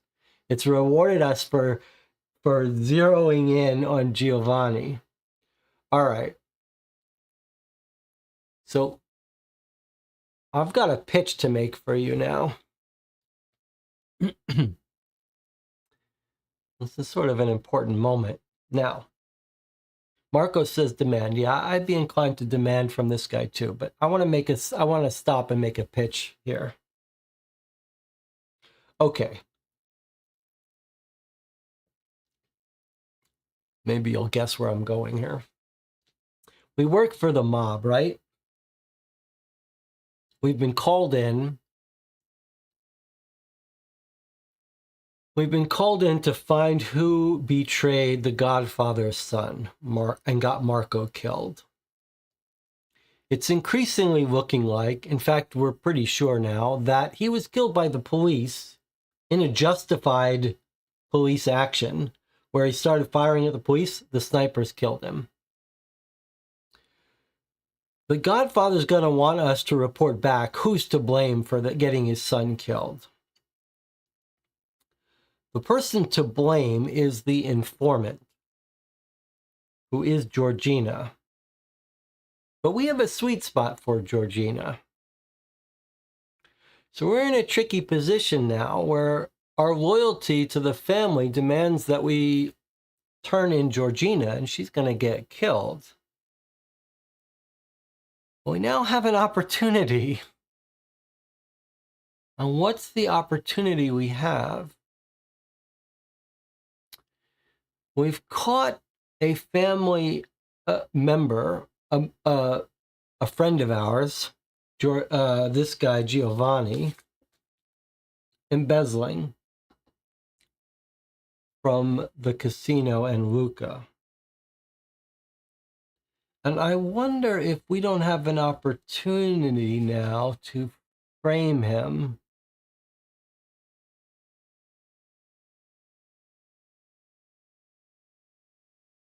In other words, I wonder if we shouldn't take this opportunity to not just get the evidence that he was stealing, but blame him for Marco's death. What do you think about that idea? So I guess either way, our decision now is how to get the evidence against him. But I'm thinking one step ahead, that maybe we're going to get evidence against him, and then maybe we should say that he was the informant, even though we don't believe he was. Let's just keep that in the back of our mind. But it puts more weight, in fact, on our immediate decision, because now it is important.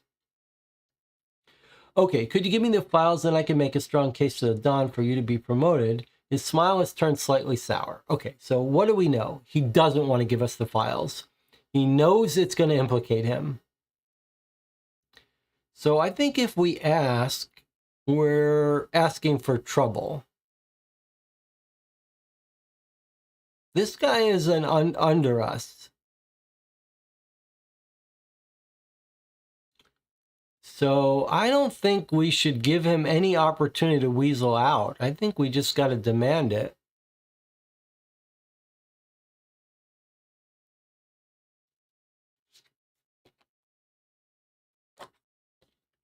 Let me just look at the dialogue we've had with him to any clue to how he's going to respond. He says, long time, hey friend, long time no see. Where were you? I thought Marco would bring you along to such an important meeting. He sees we're angry. He says, why are you here? Because you fancied a quick game. He's trying to be all slick. I think we gotta... I think we gotta put this guy in his place and not give him an opportunity to weasel out of it.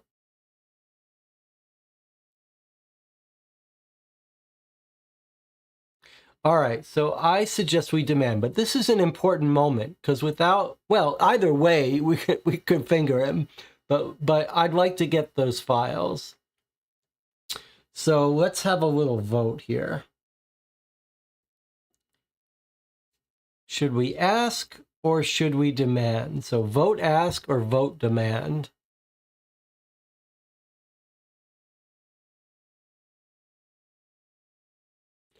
Can someone say Jesse votes demand? I think we can't.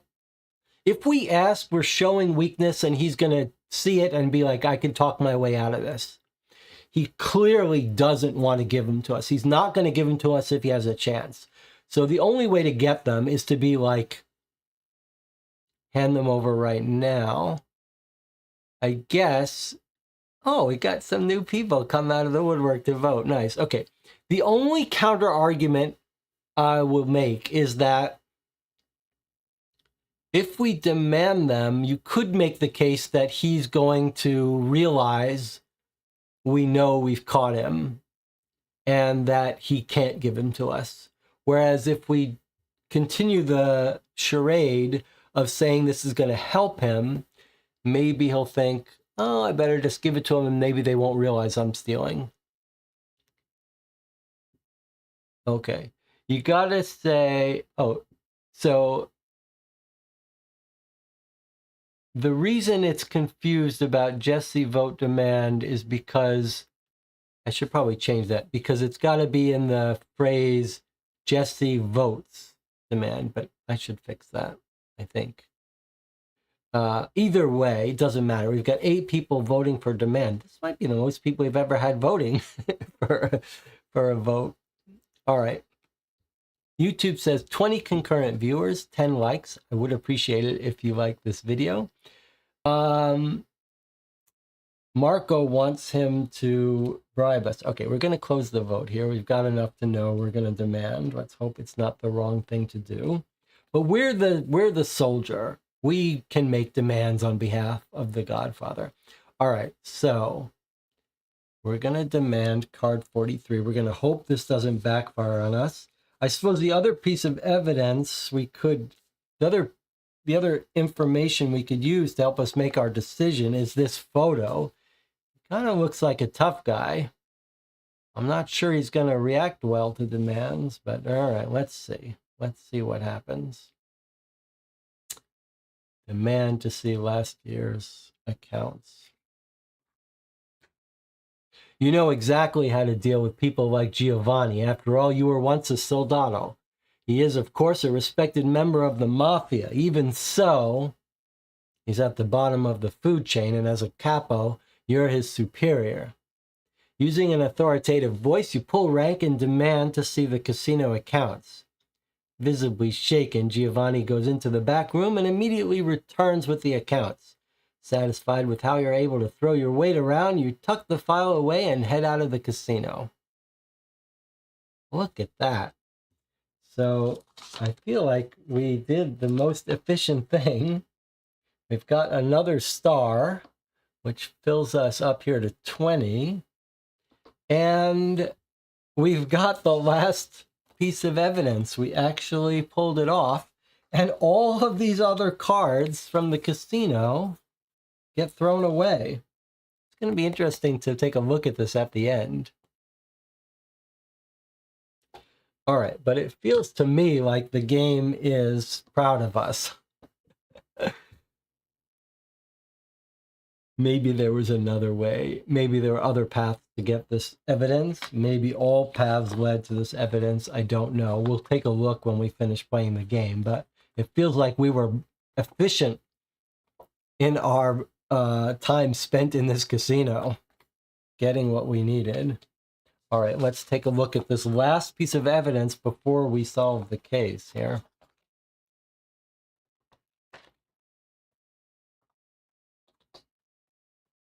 It looks like we read the situation correctly. All right, so what are we going to find here? We expect what we're going to find here is evidence of Giovanni stealing. Let's see here, though. It's the Lucky Goldfish Casino, LLC, 2020. Roosevelt and Partner on Wall Street. Let's see. 2018. All right, now remember, this guy was in charge for a little bit, right? He says, I ran the casino last year while he was inside. We know Luca was in prison for a year. So presumably that's what, 2019. So let's see, they made 1,100,000, 1,300,000, then down to 1,287,000. Slot machines went down and then up, down and then up, up and then down. Parking revenue up, up. Total revenue. Staff costs look about the same. Cost of sales, less. Advertising, a little bit more. Cash withdrawals, 173,000 up to 482,000. Whoop, all the way up to 890,000. Rent, taxes, total costs, investor profit. This is only part of the year.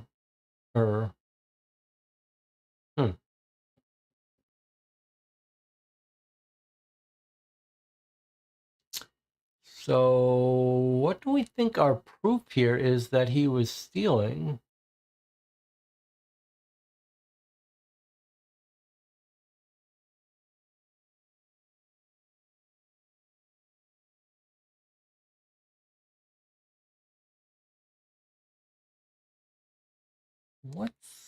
I'm not sure what's going on here. Is it 2020 we should be looking at? Are we in 2021? Is that what it is? Maybe that's what I'm misreading. Yes, we're in 21. Okay, so it's this year we should be looking at. So look at the profit. This parentheses may mean they made a loss. They took a loss. Oh yeah, look at their costs. So here we go. Cash withdrawals, 890,000. So this is the year DeStefano was running it. Casino brought in a little bit less money than the previous year. A little more on slots. A lot more at the lounge. Same total revenue, basically. But then what's gone wrong? extra 100,000 for staff, and then someone took out an extra $400,000 as cash withdrawals and paid less taxes. Okay, so there you go. So that is the proof that he was embezzling cash withdrawals. All right, they actually had a net operating loss last year. All right, so we've got proof that he's embezzling and running the business terribly. All right, now let's look at our final card, and then we'll take a break and come back. So the game is telling us what we're going to need to answer when we go to the website. Who knew about the March 12th weapons delivery to the Messinas? So that's not a question about who informed on them, just who knew about it. Now you could phrase that differently, because we knew there was an original meeting and then a follow-up change of plans. The original meeting, though, was told to be kept hush-hush, and the meeting was with Giovanni, Marco, and Luca, plus Georgina listening in. Those four, plus Salvatore. So those are the four that knew about the original meeting. And then if you asked who could have caused the blackout, those would be the people at the strip club who were there at 9 p.m. So we think that basically gives us only Georgina, but maybe technically if it asked that question specifically, it could be anyone at the strip club. But then, and who would have been able to call the police at 10, basically that gives us Georgina. And it says there's only one possible perpetrator. All right, so it looks like maybe it only is going to ask us for the final perpetrator, which we believe is Georgina, I mean, fairly clearly. All right, so what we'll do here is we'll take a break for 8 minutes. We'll come back. Any last minute, if anyone wants to get on the record and doesn't think it's Georgina, that's going to be the time to speak up. We'll read the answer, the epilogue. Maybe we're going to be given more choices to make, and not on cards, though. The cards are done. We'll see how the game ends. I'm curious to see mechanically how the game is going to end. I'm curious to see mechanically how we're going to be scored. And then we'll talk about the game and look at the cards we didn't see. 8-minute break, we'll come back, we'll finish this game up. I'll see you in 8 minutes.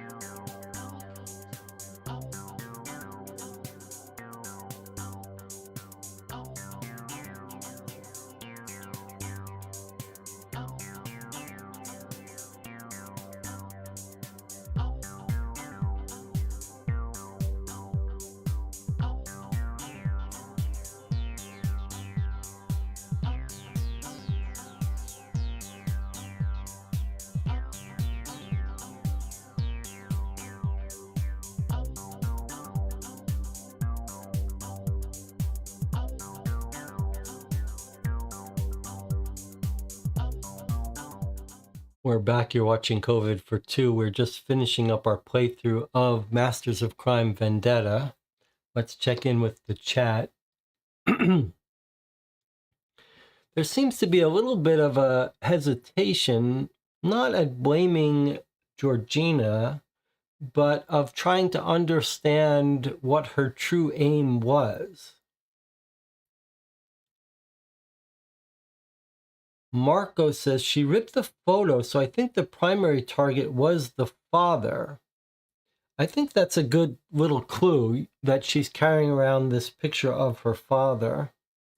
Salvatore was supposed to be at the warehouse. Marco wasn't, but went there because Luca was drunk, says Debbie. It's not quite right because, I mean, it is exactly what happened. But remember that Georgina, the informant, calls the police because she overhears the change of plans. So the informant knows exactly what the new plan is. The informant has heard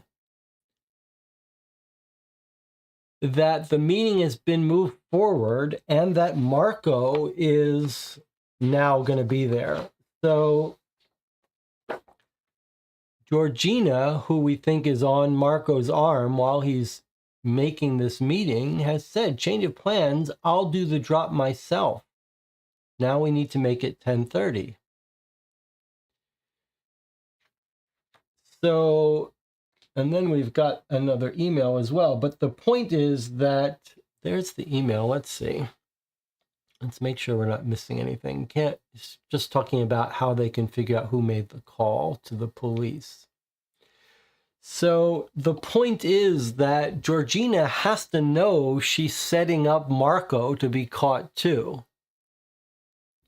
So if you're asking her motive, in fact, we don't have hard evidence that she knows Salvatore is the other person at the end of the line, right? Because this is the call. She's with Marco when he sends this original message. My brother will meet you. He's already called, but no mention of Salvatore here. So we just have to assume that she knows it's Salvatore. Do we get any other inside information about this? Received another call from our informant. Hot lead from the same contact a few days ago. Two important men from Messina crime family and Russo crime family. Okay, fine.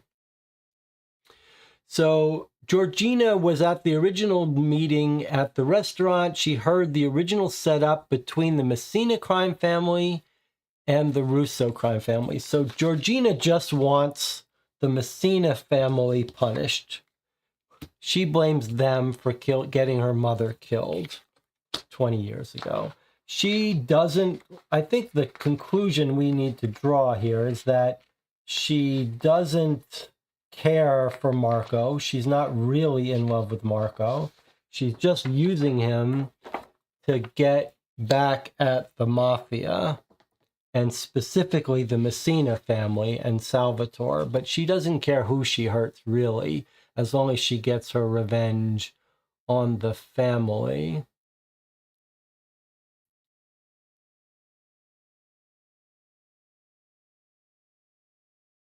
Missing persons never actively helped find his wife. The family saw it differently. The family blames Salvatore.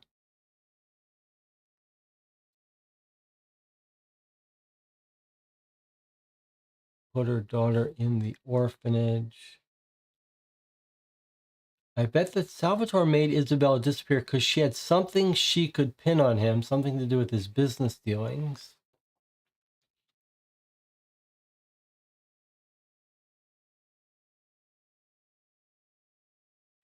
My daughter just wanted to save her child from Salvatore. I hope she managed to, because Isabella paid for it with his life. Okay. So We know it's Georgina. Her motives are a little bit fuzzy in terms how she really feels about Marco, but I think we should conclude that she basically doesn't care about Marco. She just wants punishment for the whole family. She probably doesn't care about Marco, who's just using him. Okay, so I think we're on the same basic page.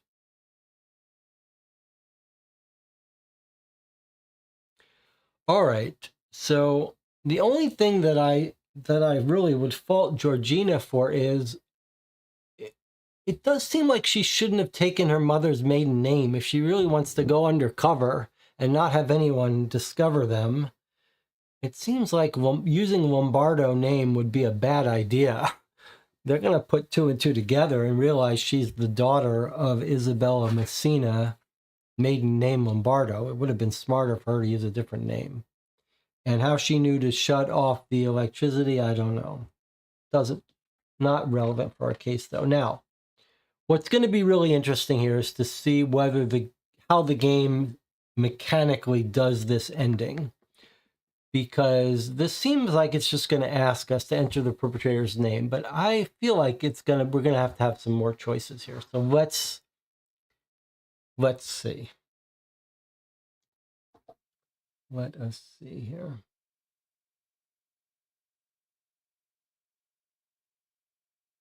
Why do I not know how to open a new tab in Firefox? Okay, here we go.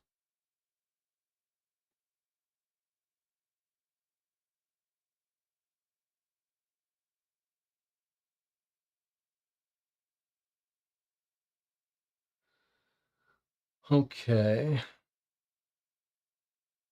So we want to click on that, but we can't. So we go up to the menu. And we say we're playing Vendetta. And we're going to solution of the case, but it doesn't. I'm going to turn this off in case it gives me the solution here. Surely it's not. Okay, so I clicked solution and here's what we've got. If you are sure you can clearly identify a perpetrator, press the button below and continue solving the case. Don't worry, you can look at the clues again. All right, so this is a little uncomfortable.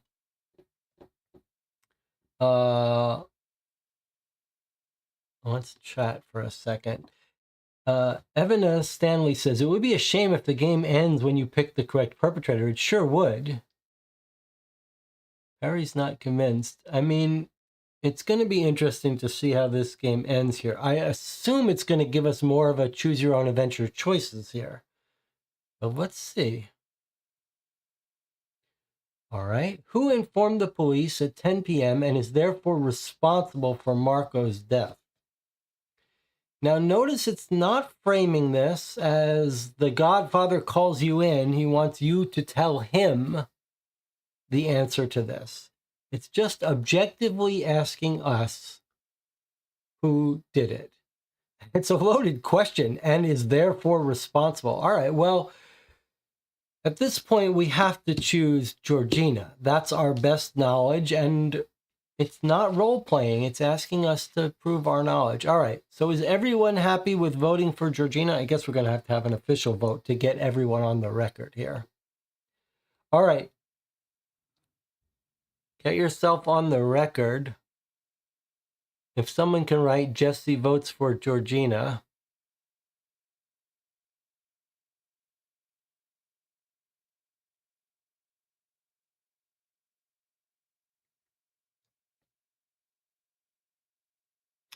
Unless we've been blinded by Georgina and we're missing some phone evidence, but everything points to the fact that she was there, she wasn't on the dance floor at the time. It's clearly her. It's clearly her.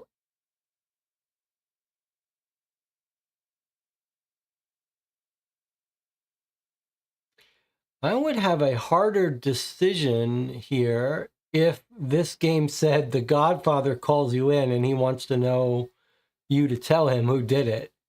Then I would think twice about really telling him it was Georgina. Okay, so as expected, everyone's voting for Georgina, but with all the different spelling errors of her name, we've got different votes. It's okay.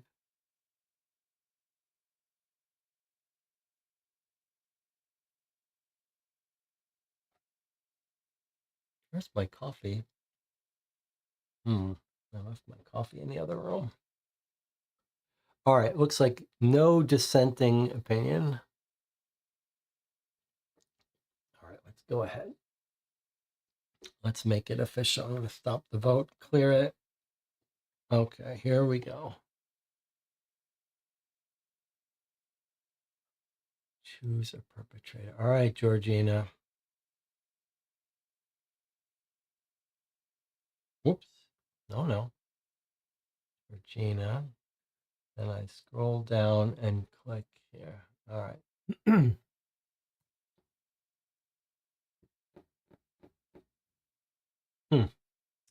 All right, well, we'll have plenty to talk about. It seems like that's it. You've caught the mole, you get 5 stars. All right, so we're getting 5 more stars, and let's go ahead and read the solution here. Is this it?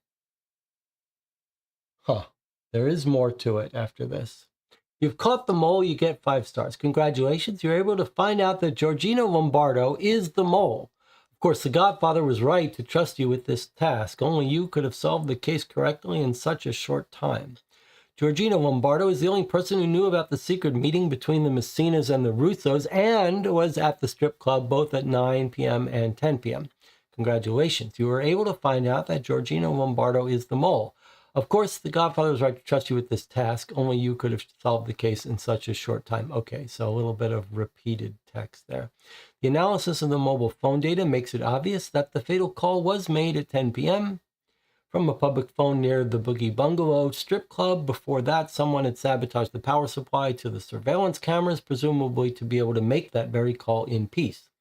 This was necessary because the phone booth is monitored by a surveillance camera, as we can see from the illustration of the strip club.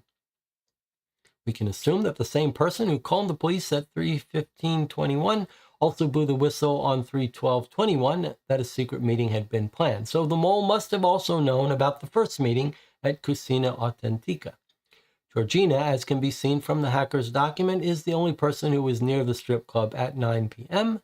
and at 10 p.m. that had time and knew about the meeting at the restaurant. Although she was not invited, she was sitting just one table away when the men were discussing the transfer of weapons with Salvatore. Okay, it was weapons deal, not drug deal. I guess we kind of knew that. But why did she decide to betray her lover, Marco? In truth, she never meant to sacrifice Marco's life, but she accepted the possibility. Her real target was her father, Salvatore Messina. Georgina had found out only a few weeks ago she was probably the child of Salvatore Messina and Isabella Lombardo. She was raised in an orphanage and only learned of her family background as an adult when she saw the newspaper article in the New York Herald about the unsolved missing person case. She recognized the man in the article from a family photo that she had been found with as a baby. There's the gravestone. All right, so if we had seen the gravestone, we would have confirmed what we already knew. Convinced that her criminal father had killed her mother, destroying her life, she swore revenge. To find out more about her father and plan her revenge, she started working as a stripper in a well-known mafia strip club and met Marco. She started an affair with him to find out more about Salvatore. When she finally learned about the planned trade, she saw the opportunity to incriminate her father. Marco Russo's death was simply collateral damage to her. But in your investigation, you gathered a lot more potentially incendiary information. You won't be able to forget any of it, but can you forgive your family for the missteps? Before you report everything to your godfather, you should decide how you want to deal with the other suspects. Do you feel ready to decide the fate of the other suspects as well? Yes, I'm ready, or no, I want to look further into the evidence. Okay, well, I'm not sure what saying no will do, other than let you look over the cards you've already drawn, but we are ready. Okay, what should happen to Roberto Caruso? So now we've got little choose your own adventure choices here. We can fire Ariana and help the desperate father reunite his family. We can teach him a lesson for his controlling behavior or get Roberto out of the way. So what do we know about Ariana? We know she's doing drugs, cocaine, that Marco is giving her. I think I'd be inclined to fire Ariana to help them get back together. He says he's been loyal to our family. He says he gives us all good meals. And how do we repay him? We hired Ariana at the strip club and got her addicted to drugs. So it seems like he was not the informant. He didn't do anything bad. The least we can do for him is fire his daughter and try to get them back together. What do you think? Everyone happy with that? Let me see if I can do this like this. No, what do I want? I want this screen? Yes, look at that. You got all these options here. All right, so there you go. You can see the screen as I do it, and you get the audience chat too. Okay, so everyone's agreeing we're going to fire his daughter. No skin off our back. Next. Aha, the wife. How do you want to proceed with Vittoria Russo? Remarry her to Tony without bringing up the affair, comfort her and stand by her, or cast her out of the family. So what do we know about Vittoria? We know she was having an affair, cheating on her husband, Marco, who got killed, but she's not the informant, and he hasn't been showing her any love for months. Marco was having an affair of his own. She's just playing by the rules. What did she do wrong?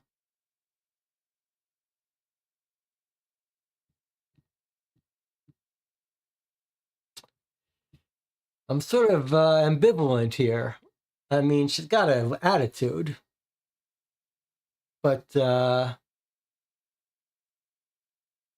not sure she's wronged us.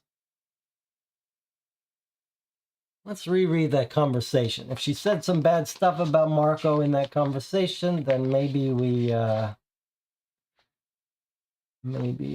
take care of her. But if she's just having an affair, there's worse things. Let me just see here. Here she is. I'm home alone again, lying in the tub. She's sending this picture, but it's not a naked picture. It's not the worst thing. She says, my husband isn't back until the morning. There's enough room for you. Warm and relaxing here. He says, take good care. Call me if your husband is acting out at home. I'll look after you. Don't worry, my husband hasn't shown me he cares for more than 3 months now. She's not even saying bad things about him. I'm inclined to give her a pass.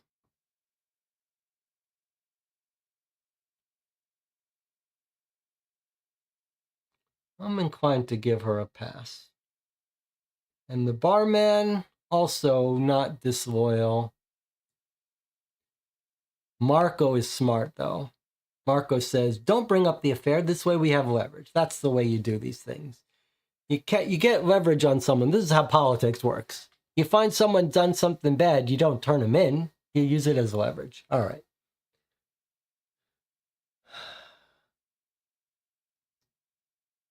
I don't know why we're in charge of remarrying her, but whatever. We're just going to give up. We're going to give her a pass. Okay, Salvatore Messina. This is a harder decision here. Arrange a tragic accident in the hospital. Continue business with him and his family. End the business relationship with him without triggering a war between the families. This is an interesting point. Because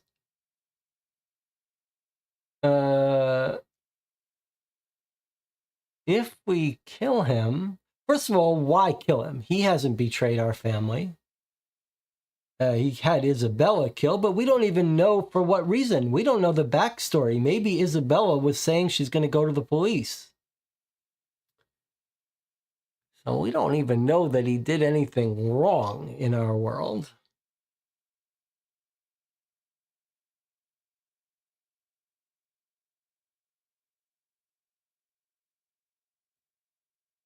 If we kill him off, we could trigger a whole mob war.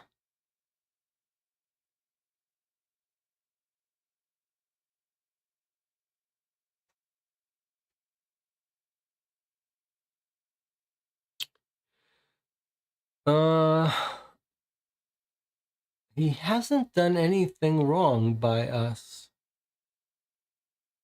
We don't even know for sure that he killed his wife.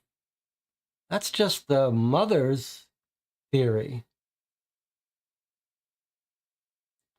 Imagine we kill this guy thinking we're getting revenge for Georgina, and it turns out he didn't have anything to do with his wife's disappearance. That's a good way to get whacked. We have no business in this. We don't know what happened. I don't even know why we should end business with him.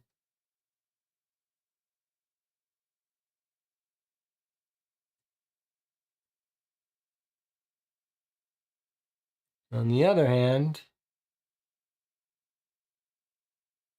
if we continue business with him, we still got Georgina after us.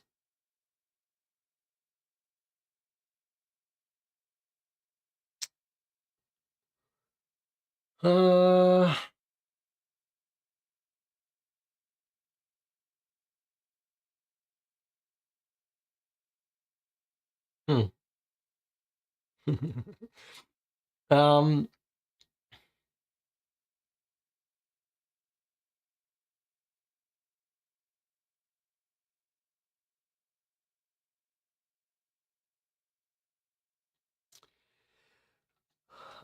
I mean, look, this is how I see it. Why take a chance?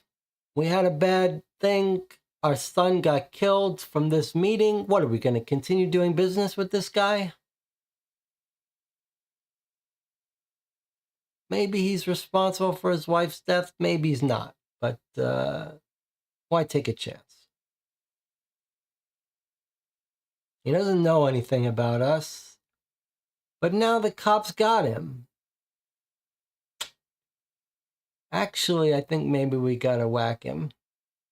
Yeah. How high up in the family is he?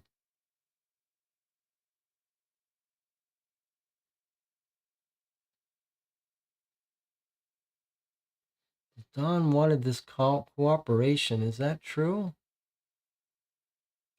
He's in the hospital with police guard.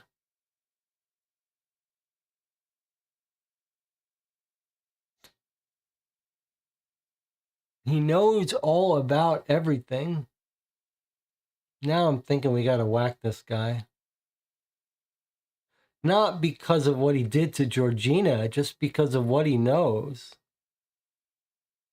Did the Don want it, or did his sons arrange it without his knowledge? We don't know. And we know our guy has got experience killing people in the hospital. I gotta tell you, I think we're gonna have to kill this guy. It's the cleanest thing for us. He's been caught. He's wounded.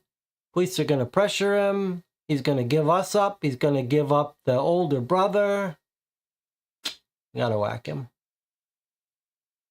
Why take a chance?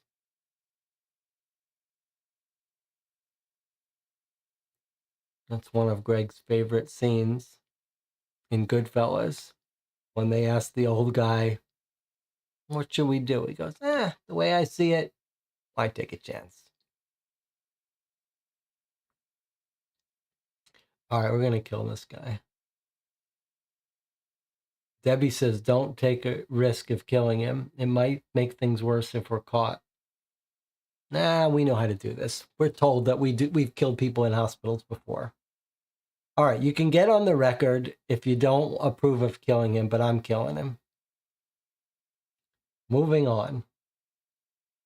Get on the record what you think, but we won't know. You'll have to answer these questions separate if you want to see what would happen. All right, Buddha says, whack him. There I am, changing my mind again. Okay, we'll see. Let's continue on.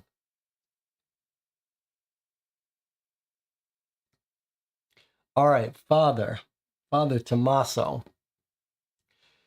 So remember, he's seeing women and gambling. although he's claimed he's not seeing the women for any bad reason. What do you want to do about him?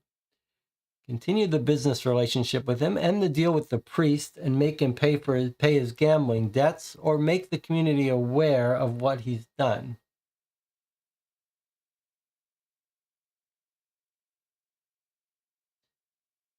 I mean, to me, this is an easy one.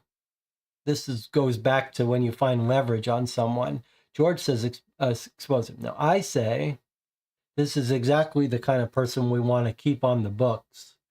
He's hearing confession. This is how we found out that DeStefano was stealing. So we'd like things to continue business as normal with this guy. We got leverage on him. He's got insider connections. We're not going to give this up. What? We're going to turn him into the community? Like we're some pillars of the community? Yeah, he's useful to us. We're not some moral, upright people trying to turn all the bad guys in. Okay, everyone agrees. Also, his crimes are not that bad. Okay, what happens to the brother? Tell your godfather about his missteps, recommend disowning him. What? That's a good way to get ourselves whacked. Stand by Luca, help him get back on the right track. Become Luca's new right-hand man and take over Giovanni's job at the casino. That's not a bad... We're certainly not trying to get the godfather to give up his own son. We would be waking up in the gutter the next morning. I'd be inclined to do this one here. It sort of gets us out of the killing business into the casino business, which is making good money. Get rid of DeStefano. We don't need to retire. I mean, we can retire from... The brother's a good guy. He picked out a good business. It's legit. It makes money. Only question is whether we want to take this job or not. Feels like this is the right answer, though, because we know DeStefano should be killed. But casino looks like a good business, so I think that's what we do. Okay, DeStefano. We can either whack him, blackmail him, or ban him from the family, but let him go. Let him go. This guy is not getting let go. This guy's not getting let go. The other thing is, choice B has us against the family. This guy's walking...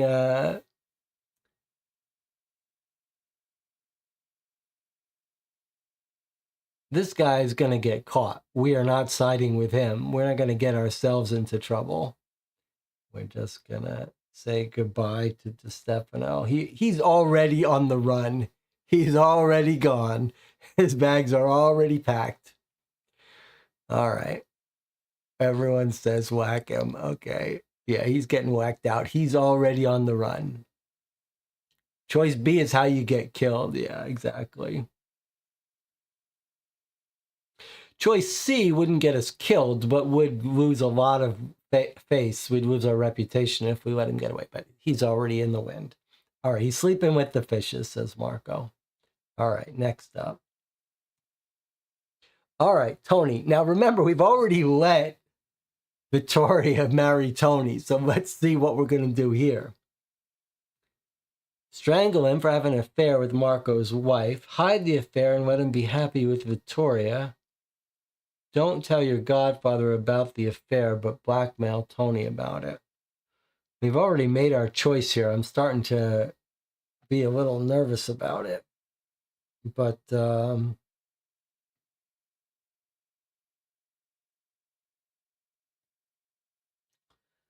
guess we're committed to this. I guess we're not committed to this. We could try to blackmail him, but that would get us into trouble. But I mean, we've taken a risky choice here.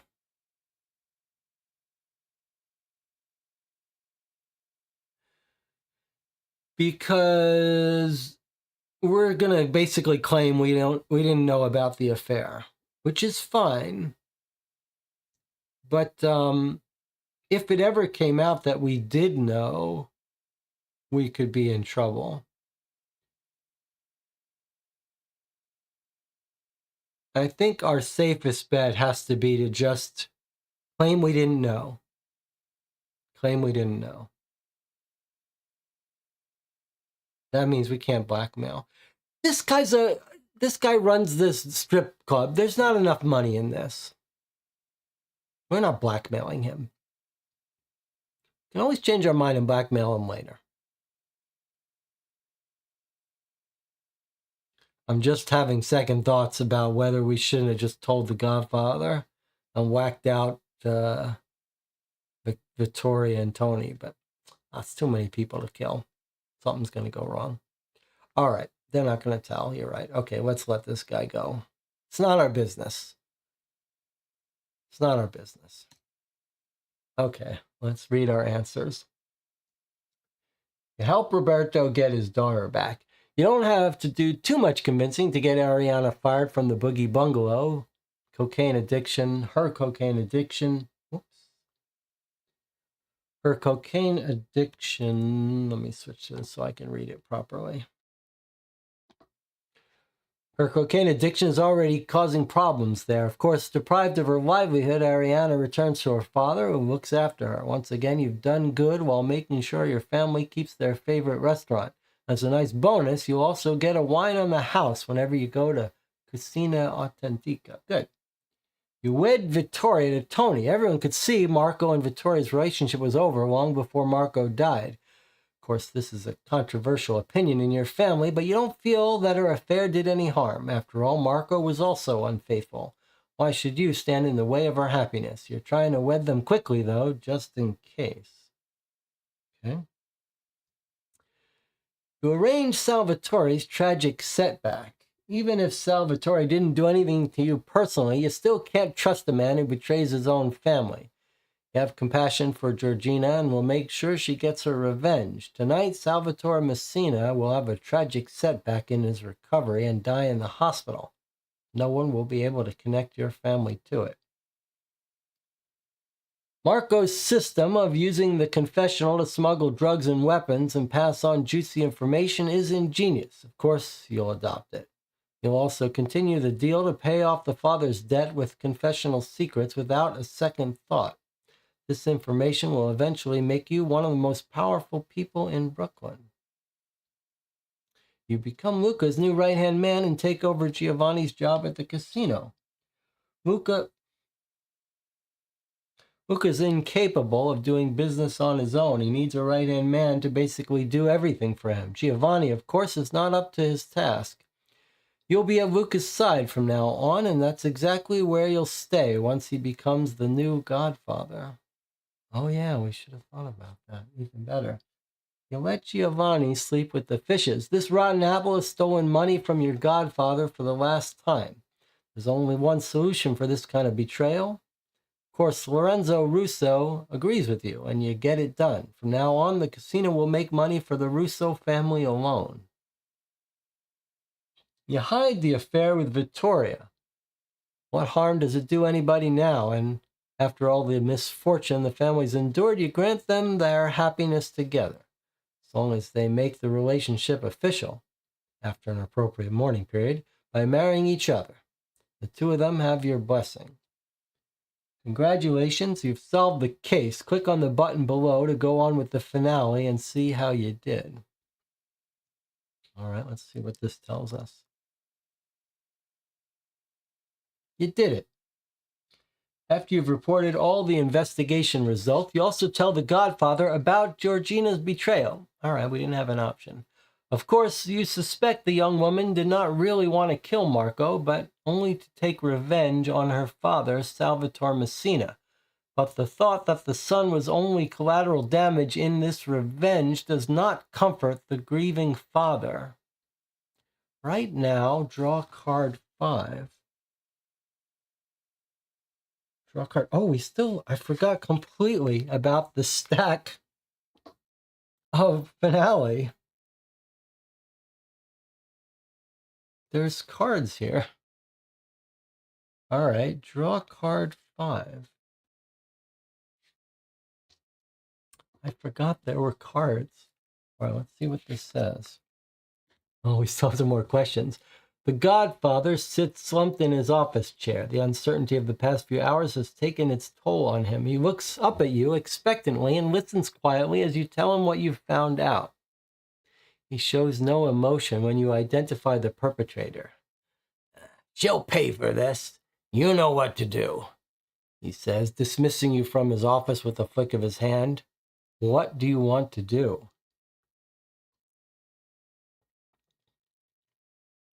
Now look at this. If you declared Vendetta at the start of the game, you could only choose the first option. We cottoned on to that on that first card. We said, we're not going to declare Vendetta. We're not hot-headed. We need to be able to keep our options open here. But now we've got a tough choice.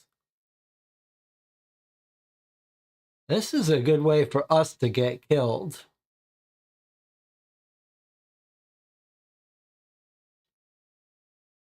Wow, this is a tough choice here. I'm glad we have options, but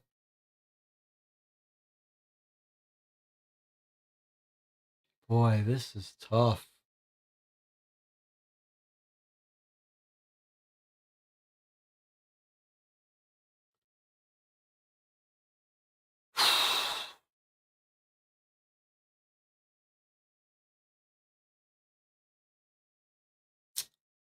Well, let's talk it out. Rob says it's easy, fake it. Let's put this up with our audience choices here. Let me move this up. All right, so we may have other choices to make after this.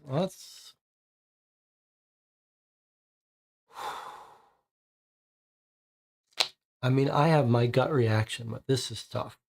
So you got a couple choices here. We can just play this and try to be the good guys, but that's not the point of this whole game series. Masters of Crime asks us to put ourselves in the position of someone working in the underworld. We're trying to bring our own ethics. We're trying to play it ethically, but also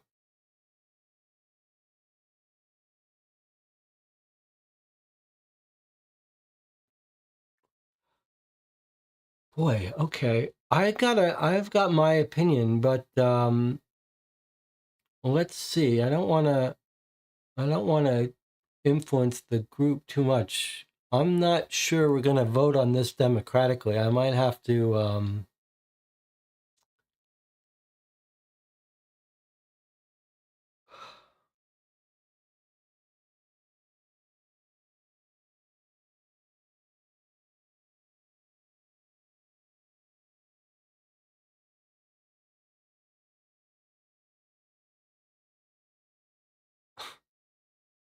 okay, let's read some of these answers here.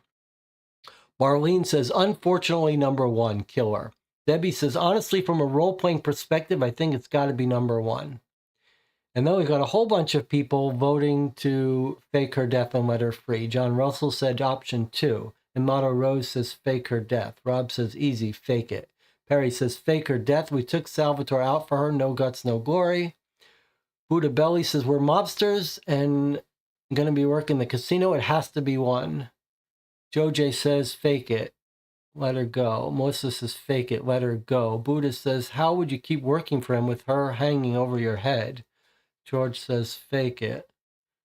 Rob says I'm role-playing an ethical mobster. Perry says fake it for good reason. We want to be Georgina's boyfriend. John says I don't think the fact that you work in the underworld has to mean you're wholly evil. Evan S. Stanley says, I think this game is really cool in the sense that for the first time we're playing as a criminal and we should make this decision as a criminal. I think that's kind of how I'm thinking too. Jody says, don't kill her just because either. It might give us a benefit in the future. She might have influence where she lived as a child, for instance. Marlene says, if we don't kill her, he's up to blackmail. Marco says, fake it. We have a good enough reputation. We won't be investigated. Debbie says, it's not like she's innocent. She used the Godfather's son to get revenge on somebody else entirely. She took his son. She must die. Well,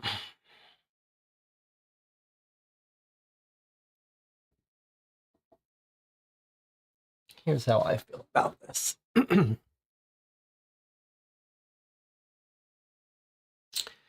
We're going to have to kill her.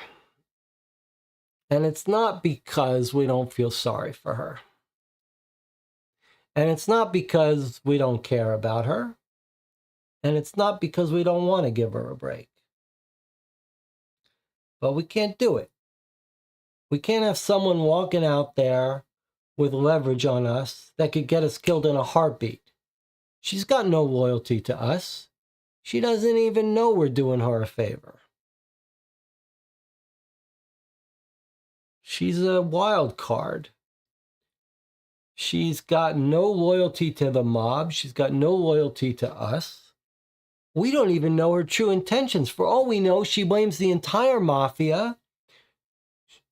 She knows about our family. She knows much too much. For all we know, she knows what our role in this family is, and she's going to go right to the police and give up the whole family. We've already hidden the Vittoria Tony thing. If we let this woman go and she decides, she's got different plans, she's going to go to the cops and tell them everything, which she probably will because she hates the whole mob system. The moment it comes out that we gave her a break and lied to the Godfather, that's it. We're dead. It's over. We're not going on the run. We've already signed up to be second in command to the new Godfather. We've made our choices. This girl's got to die. It's nothing personal. How many times have people gotten caught because they try to do someone a favor and that person goes back to type? This girl's dangerous. Look at her. You're going to let this girl go? Look at this. She's not going anywhere. She's coming right back. You think she's going to stay on the lam? She's even kept her name. That's how smart she is. She kept the mother's maiden name. You think the Messina family's going to let this go? We already whacked this guy. They're going to figure out that this girl was involved. They're going to find her. They're going to find out that we let her go, and then they're going to use leverage on us. No, she's got to die. This has got to end right here. No chance. She's got to go. She's got to go.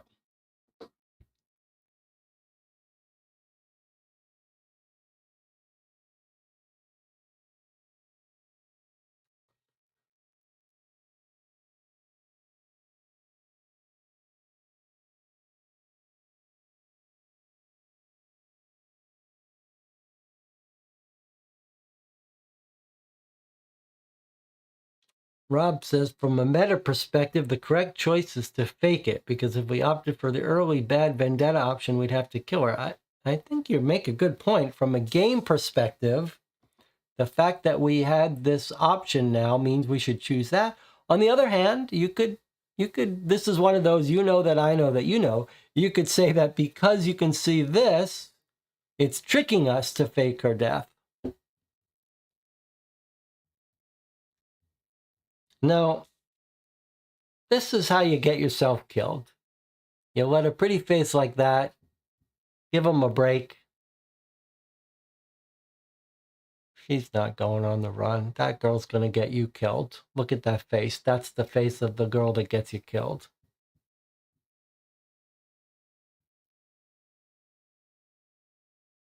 It's done. She's dead. She's already dead. She was already dead when she tricked Marco.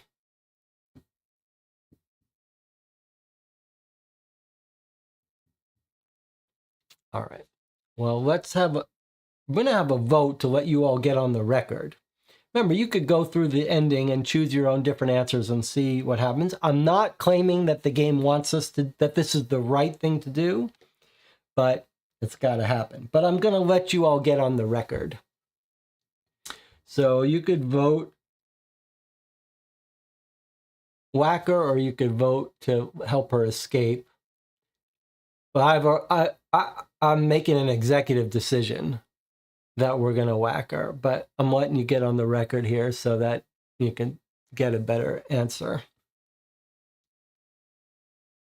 We can look at the options if you want.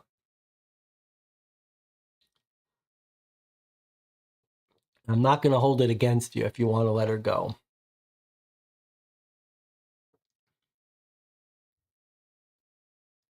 You guys are kind-hearted. You want to let her go, huh?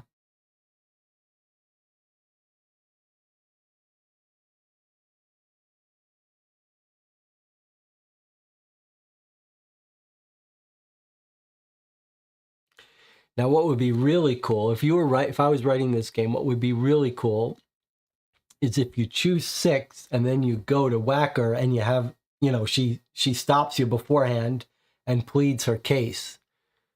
Because that's got to be tempting. She'd get whacked anyway for me, but let's see what the audience would vote. It looks like if we did a vote, we've got 6 escape, 7 escape, and 5 kill her. 12 votes. That's a lot of votes for us. So far, if we were conducting a vote, it would be 7-5 so far.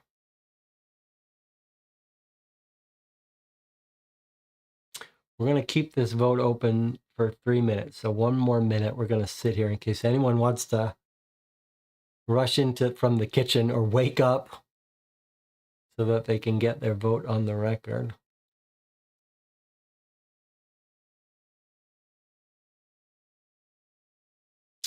Thank you for adding my vote. Okay. So now we got 6-7.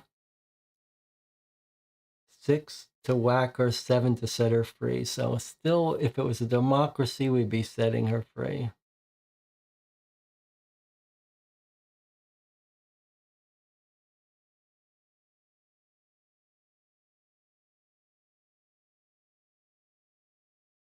Do you realize how much lying you'd have to do if we faked her death to have her escape?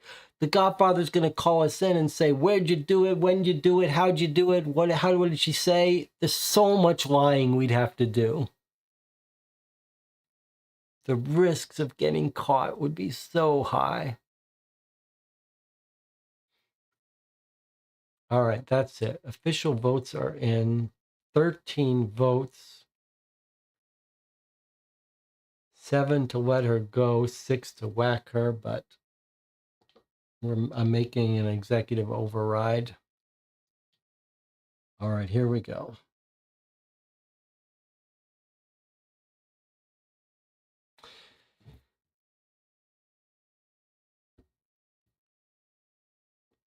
It's not a democracy, it's a mob. That's right. That's right. All right, here's what we're going to do here. We're going to take a little break. We'll come back in 8 minutes. We'll take a look at this final card. We'll whack her. We'll see how things go. I'll see you in 8 minutes.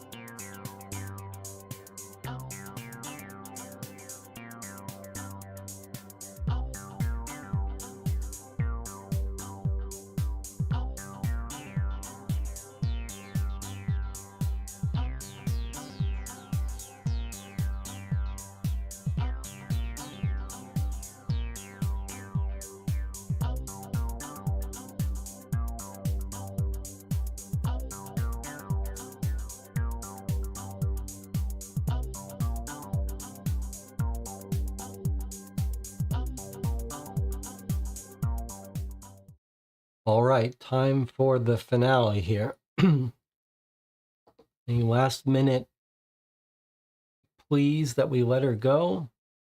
Debbie says, remember to add the 5 stars. I have added the 5 stars. So now we've got 25 out of a possible 30 stars.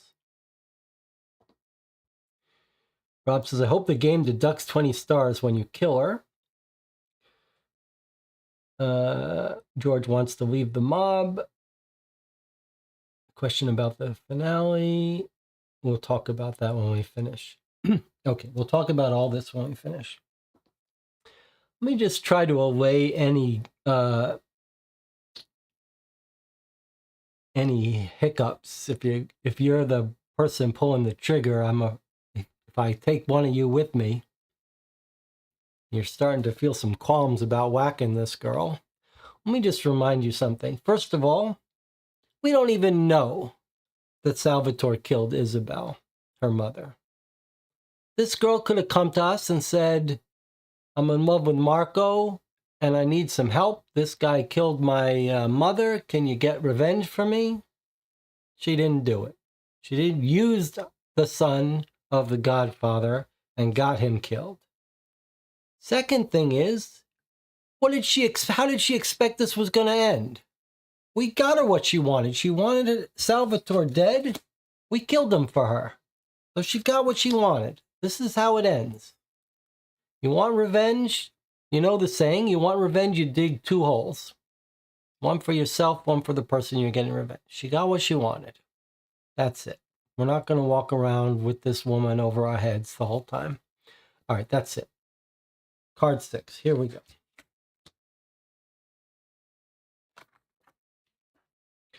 It's not exactly the most glamorous part of the job, but you do what needs to be done.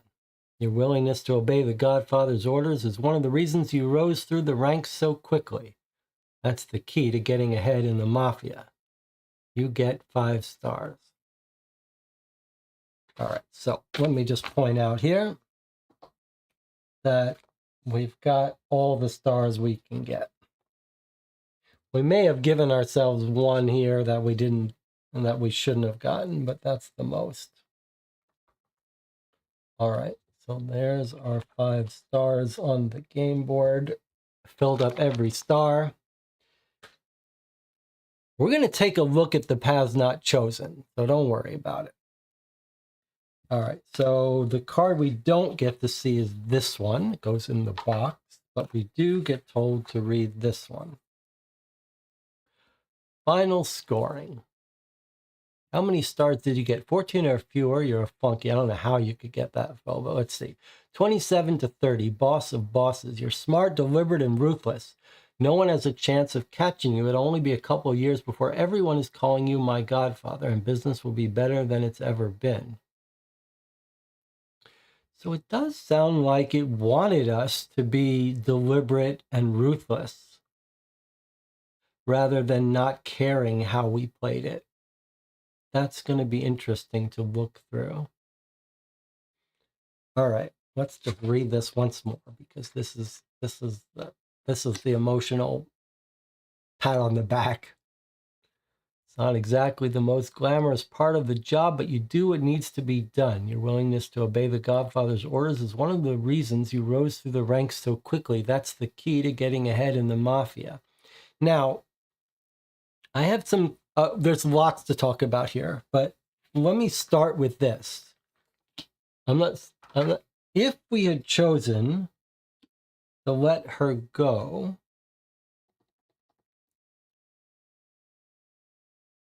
what do you think would have been in this card?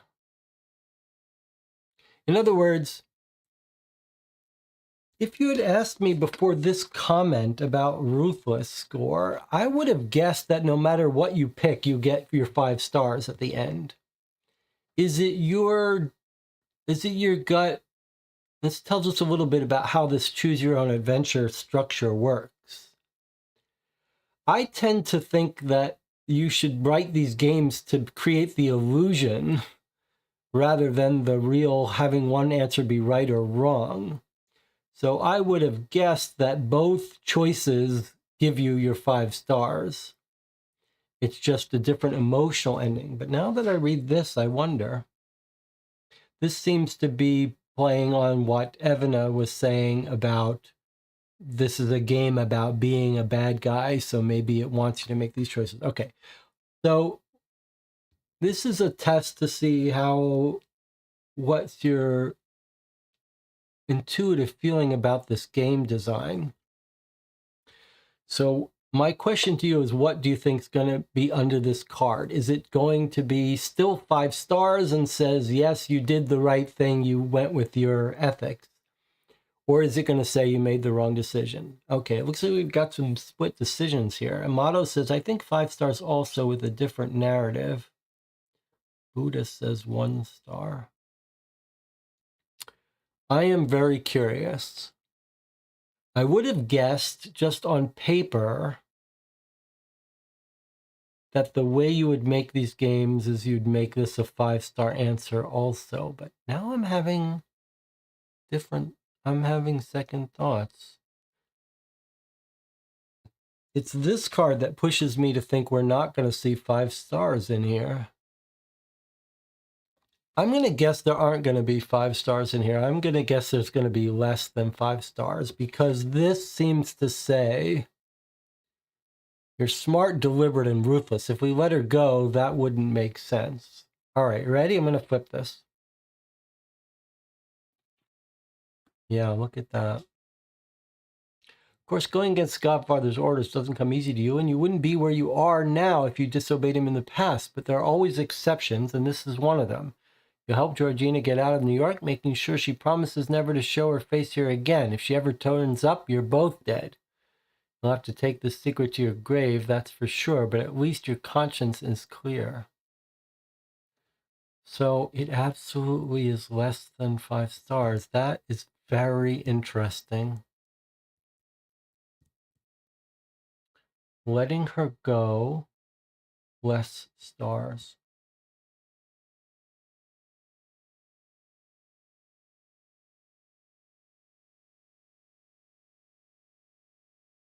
Debbie says, okay, role-playing does matter. I think that's fair enough.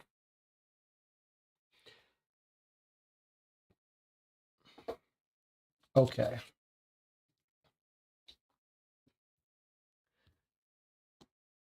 So it's time to talk about the experience. Now, I know we just took a break, but I do like to have a little bit of a break in the recordings before we give our final thoughts. So what we're going to do is we're going to take another 3-minute break here. I mean, I know it's a lot of breaks, but we don't get scored on this. We're going to take a 3-minute break. We'll come back. That'll give you 3 minutes to think about your final thoughts about the system, the case, your favorite parts, your least favorite parts, any game design thoughts. Well, I guess, you know what? Why don't we do this? Instead of taking a break, before we give our final thoughts, let's go through some of the cards that we didn't see. Yeah? Okay, so look, these are all cards we didn't see, a lot of them. Let's just quickly go through some of these. So we've got, here are the places at the casino we never got to see.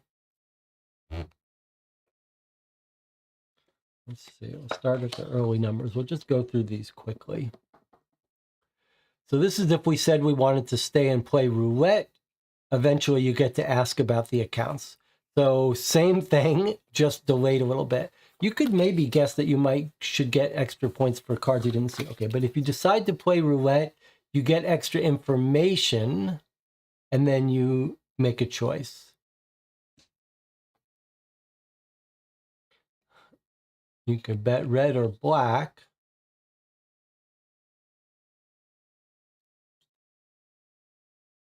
Just more information, you head out. Seems pointless. That would get you this card. Okay. So Giovanni's phone number, it doesn't seem like you need this information. So that would be getting out without the evidence. So you could get out of here without the proof that Giovanni was stealing. This is if you ask him for the records. He says, well, it'll take some time. You take his business card. Okay, so again, if we had just asked him for the records, we would not have gotten the proof that he stole.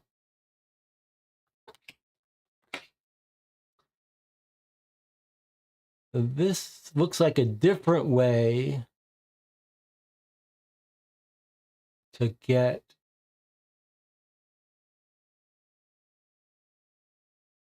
to demand different path that still demanded his records. Same outcome as we got. He says, call me in 2 or 3 days. I'll try to find the records. So more paths where he doesn't give them to you. If we ask to see Luca, let's see. Calls in sick. Trust me. So this is just... I wonder if this means we could have gotten an extra star if we had first asked to see Luca. That's weird. And this is just wasting time betting. Okay. Then we've got some cards. Oh, everyone's leaving now. Well, I'd like to hear your thoughts on the game. Feel free to write your thoughts either as a comment on the video if you have to leave now. If you're watching this after the fact, I'd love to hear your comments on this game in the comments of the video, or post them now, whatever. Okay. Let's just go back to going through some of these. So at the restaurant, we can ask him about different things. What do you want? The daughter's not enough. He gives us some money. We could have gotten a star if we question him about other stuff. He just says, Luca owes me money. This is at the cemetery. If we had chosen to look at the gravestone instead of following Georgina, this is exactly what we thought. Look at this. It even tells you her maiden name was Lombardo. So giving away a lot of information here. No date of death. At the confessional, if we had talked to him, he would have given us that item instead of us finding it. And now we learn a little bit more about his underworld deal. I guess that would have been, that seems like this would be a better choice. We should have gone right into the confessional. We would have gotten the same information, but learned a little bit more about it. I would never harm a hair.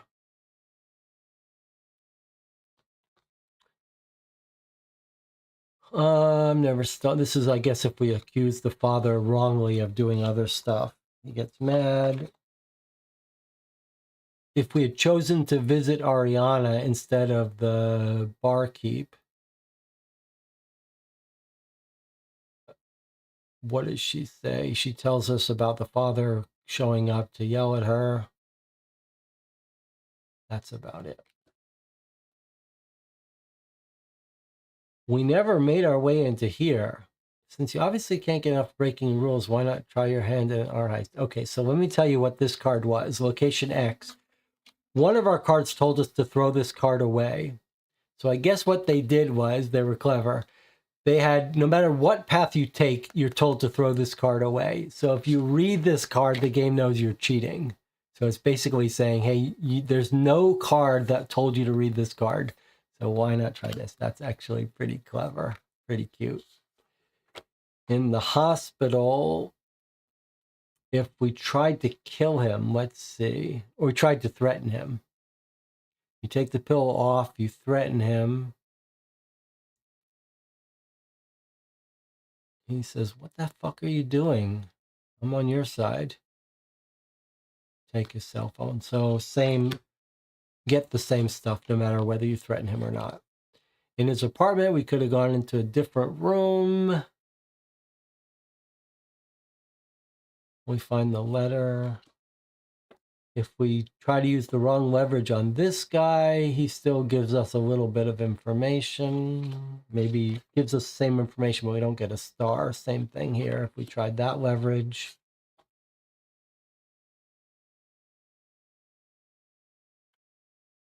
If we try to be sympathetic, he says, don't worry about it. Just do your job. And if we vow vendetta, was that this?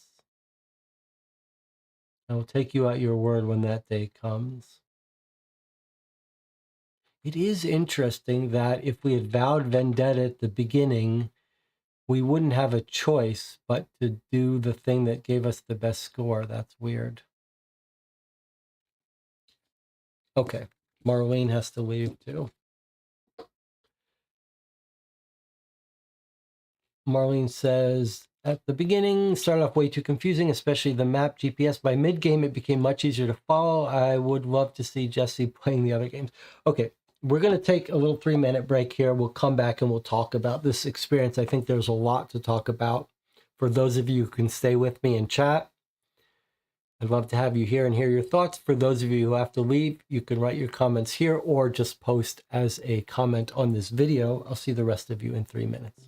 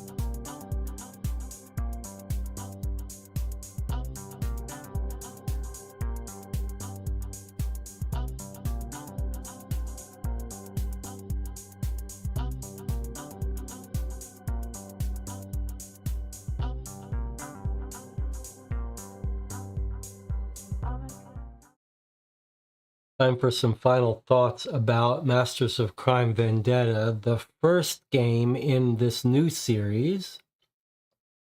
There are 5 games already finished or mostly finished for this game. 2 available right now in America, maybe more in Germany. But clearly this series is going to continue for at least 5 games. We've played 9 hours or so, maybe a little more, maybe closer to 10. Box says 2 to 4 hours. We normally multiply by 3, so that sounds about right. Let's check in with the chat and see what people say here. Marco says, all in all, positive, especially the way the solution was articulated. System is good, but not particularly exciting. The quality of the envelopes is perhaps the best part. Case itself did not seem particularly difficult, still enjoyable. Poor. Some interaction on the web was poor. The rules were not very clear in some part. Marlene says, I do have to leave. My thoughts are, at the beginning, it started off way too confusing, especially with the map GPS. By mid-game, it became much easier to follow. I'm not sure I would try it in my group. Debbie says, overall, I really liked the game. However, it was badly let down by the map search parts, particularly that bloody warehouse and the fiddliness of entering codes into the website. I'm with Rob in thinking it would have been better as an all offline game. Maps, websites, etc. could have been physical printouts. Buddha says, yes, all offline would have been preferable.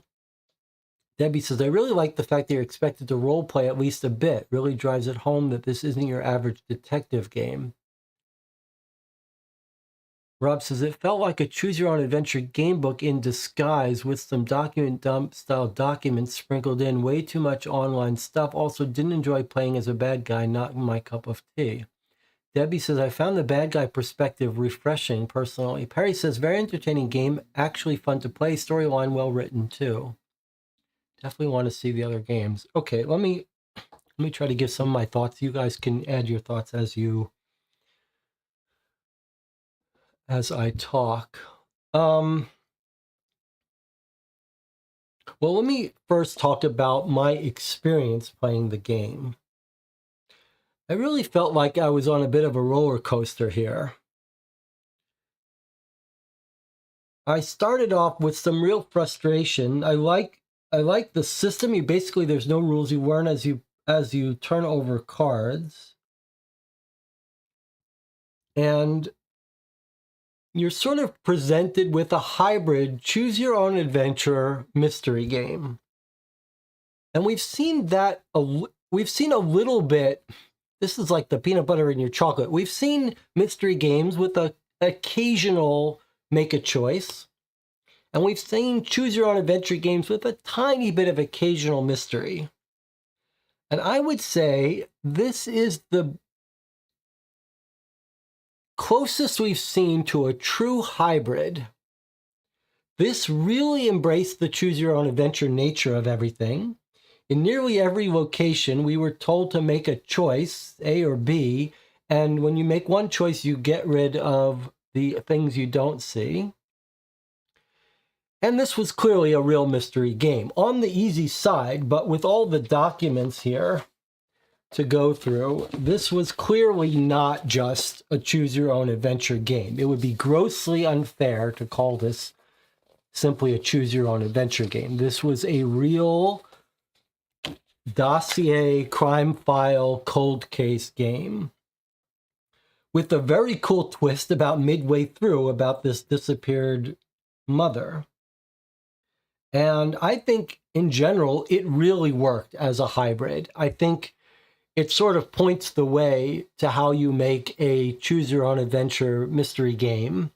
And the parts where that worked were very successful. Now, it is interesting that it rode a fine line in terms of choices being just for flavor, and you'd get the same information no matter what choice you made. It felt like maybe half the choices were like that. And the other half the choices, or maybe a third of the choices, were actually wrong decision, right decision. Even if you made the wrong decision, you would still get most of the information, but you didn't get the stars. So the game is using Choose Your Own Adventure both narratively and for psychology and for fun, but also to reward you when you can make the right decision, which affects your score. The score levels are pretty tight here. You could absolutely see people playing this game and not getting this top score. Occasionally we got a choice that felt like, well, there's no real basis for making this choice. It didn't seem very weighty. But then occasionally we got a choice that felt like a lot was riding on it. As far as the overall story and case, I would say it was absolutely on the easy side. We did have one puzzle that we actually really liked. That was the restaurant puzzle that looked easy in the beginning, but then we had to figure out it's a little one step deeper. I'd say if you're looking for ways to critique the story, I think maybe a smaller cast of characters, more time spent with these different characters, learning their personalities and stuff. I think this Georgina character was very interesting and was the crux of our moral decision. It might have been nice to spend a little bit more time talking with her or interacting with her.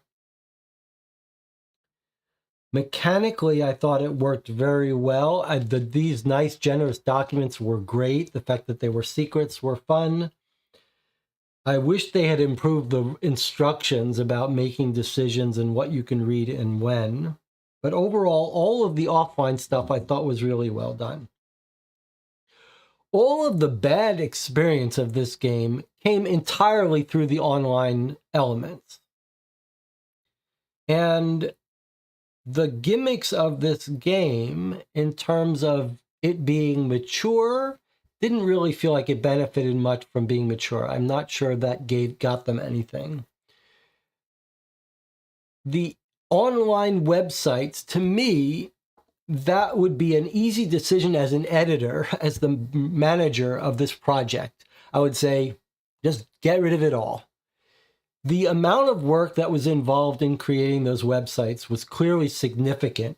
They had to register multiple websites, do quite a bit of work for it to create them. They're going to be hard to maintain. I'd be very surprised if the online elements of this game continue to be maintained in 5 or 10 years. And the use of Google Maps to solve one of the puzzles was broken and terrible experience and very unpleasant to do. So I would say maybe just do what Guilty did, which is Guilty said basically you're free to use the internet to search for research. And maybe there were some times like looking at the bullets where we could have searched online to find real world information. But the creating of all those websites, it did not help the game.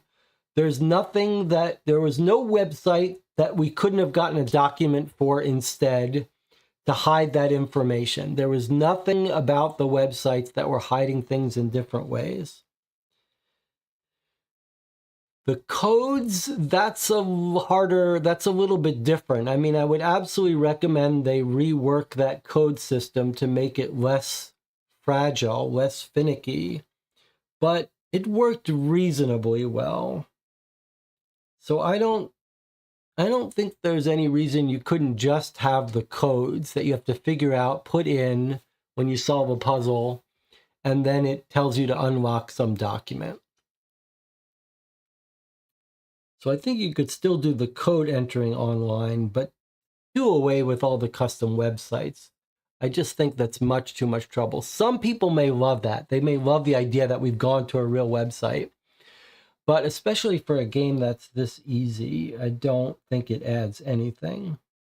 And you could see it really did grind our game to a halt occasionally.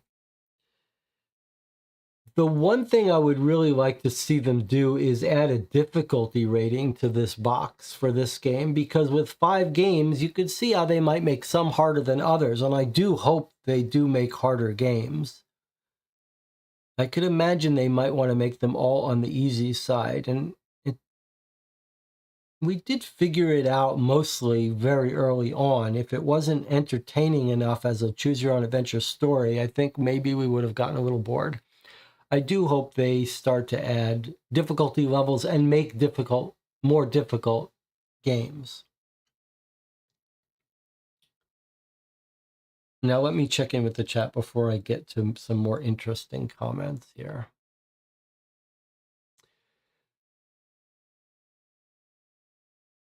I definitely think the highs were high and the lows were low. I'm especially referring to that stupid online map component. I like the idea of role-playing as a mobster, making decisions as a mobster. Some of the clues were not as fun as they could have been, a bit too obvious, like the code to Tony's lock. I agree with that. I agree that if the game was harder, we would have enjoyed it more, but maybe that's not the right audience. George says, no, we still would have gotten the top score whether or not Georgina was whacked because of that 3 points. That's true, but it would have been close.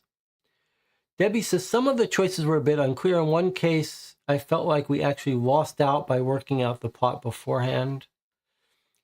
Ivana says, I'm a little upset that choosing the fates of all the suspects didn't affect anything. Debbie says, we did get a little epilogue for each suspect. I quite like that. Perry says, if it weren't online, how would you handle validating codes? Debbie says, give you a book of links to visit or something like that. The code should have been at least easier to enter. Drop down boxes for the dates. I agree with that. I'm not saying don't use any online components. I think for some of this, you do need the online components. So I'm not saying don't make anything online. I'm just saying we don't need the bespoke custom websites that are meant to look like real websites. Okay, now let me talk about the finale and the role-playing element, playing as a mobster. Maybe we'll start at an easier comment, which is Evan's complaint about the making choices of the fates of the suspects. I definitely disagree with Evana on this point. From my way of thinking, so we had the ending was multi-part, and it was a little weird because we got to the end and we thought, do we want to tell this guy that it was Georgiana or not? And the game didn't really let us do that. It basically says, when you think you know who did it, click the solution. That could have been worded better because you fear you're going to get told the solution when you click here. Okay, but it wants your solution here, and we picked right. And it doesn't role play this part. So you're not being told that you're telling the Godfather who did it. So we picked the right answer. I think that was a smart decision. If they had worded this still as role playing, we might have picked something different. What if we had picked someone different? What if we had said it was Antonio? What would the game have said? Not quite. Okay. One body more or less, what does it matter? In this case, your Godfather wants you to find the real traitor. Maybe you should go through the material again, carefully sort out the evidence, try again. Okay, I like it. So it doesn't tell you the answer. It just tells you you're wrong. That's fine. Okay, that's well done. That's the way it should be. All right, now, when we choose this, we get the basic solution that we had figured out. A little easy. But then so this is all multiple false endings that really made for a very satisfying end game here. This is sort of an ideal way to end a game. So we picked the perpetrator and we feared that this was it. The game was going to end right here. And if it had ended here, we would have been really disappointed. But then it says, all right, you solved the case. It was an easy case. Now you're going to make some more decisions. And then it steps us through all the other suspects and for persons of interest and has us make a decision about how we want to handle them. You could have told to kill each person because to get Robert out of the way, kill her, cast her out, and we could say end the business, or we killed him, we killed this guy. So basically we got to make all these fun moral choices. We could tell the community aware of what he's done. And these choices are exactly what they should be. They're moral, psychological choices without a clear right or wrong answer. And what's particularly effective in this game is that this is what's really clever about this game. This is what really worked. And I think we need to give credit to the authors of this game for this part, because I think this is more subtle than it might appear. The game is framed as we're part of this bad guy family, but it's done with a very subtle hand. The game doesn't go and say, look, every decision you make, you should be role-playing you're the bad guy. If the game had said that, then a lot of these choices would be boring. They'd be like, yeah, let's just kill everyone. The game is much more subtle and much more deftly handled here. The game basically has this undercurrent of saying, here's your role, here's your job, but you're not the Don. You're sort of your own person. So the game gives you enough room that you could tell your own story. And you could absolutely play this game and say, well, we're working for this mobster family, but we don't have to do everything he says. Maybe we're going to plot a course that's where we make our own moral decisions. And the game doesn't hit you over the head with that. It doesn't say wrong, wrong, wrong. It says you do what you want to do. And the designer is sort of behind the scenes saying, I'm not gonna try to influence you too much to play this role. The game never says you decide that, you know, you're super corrupt or whatever. And I think that was very well handled, that by the time we got to these end questions, we were sort of splitting the baby. We were saying, well, we're going to let the wife go free. We're not going to turn her in just to turn her in. But on the other hand, this guy, why expose him? What does that get us? That just seemed too sanctimonious for us. That didn't match our character. So we ended up playing this game sort of down the middle. We embraced our job, our role. We brought some of our own ethics in, but we also brought enough into the role of the game that we didn't let people go just trying to be good guys. And let's see what happens if you try to tell the Godfather to disown his son. All right, so I've chosen all different answers here. And we're gonna just let it blackmail him. Okay, so now this guy, we're gonna strangle him. Okay, so I chose all different answers here. Now, Evana said that she was disappointed by this little summary here, but I don't think this is all good for me. There's nothing wrong with the consequences of those choices just being little epilogues. In fact, I think this is exactly how you should handle this case. Not with 10 pages to read, but little epilogue blurbs that give you story reward for your choices. A little bit of story is enough of a reward. And here is a different outcome for every choice we could have made. So we could expel Vittoria, and it basically gives our psychological take on these outcomes. You wouldn't have thought that the father could betray his community like that. Your business and your family are important to you, but your faith is sacred. You make sure that no devout Catholic ever trusts anything to this priest again. So it's basically whatever your choice is, it's framing that as the natural choice that your character would make. Now let's see what happens if we try to excommunicate the son. You know it's a lot to ask. You know it's a lot to ask to disown your own son, but Luca has forgotten his family's values. He'll never be a trustworthy part of the mafia again. Above all, Godfather must not put his trust in his son as his successor. Lorenzo Russo appreciates your honesty and will personally take care of his son. After Luke is taken care of, there will be only one possible successor for Lorenzo Russo, you. So everything has been sort of phrased as you made the right decision and consistent with your character.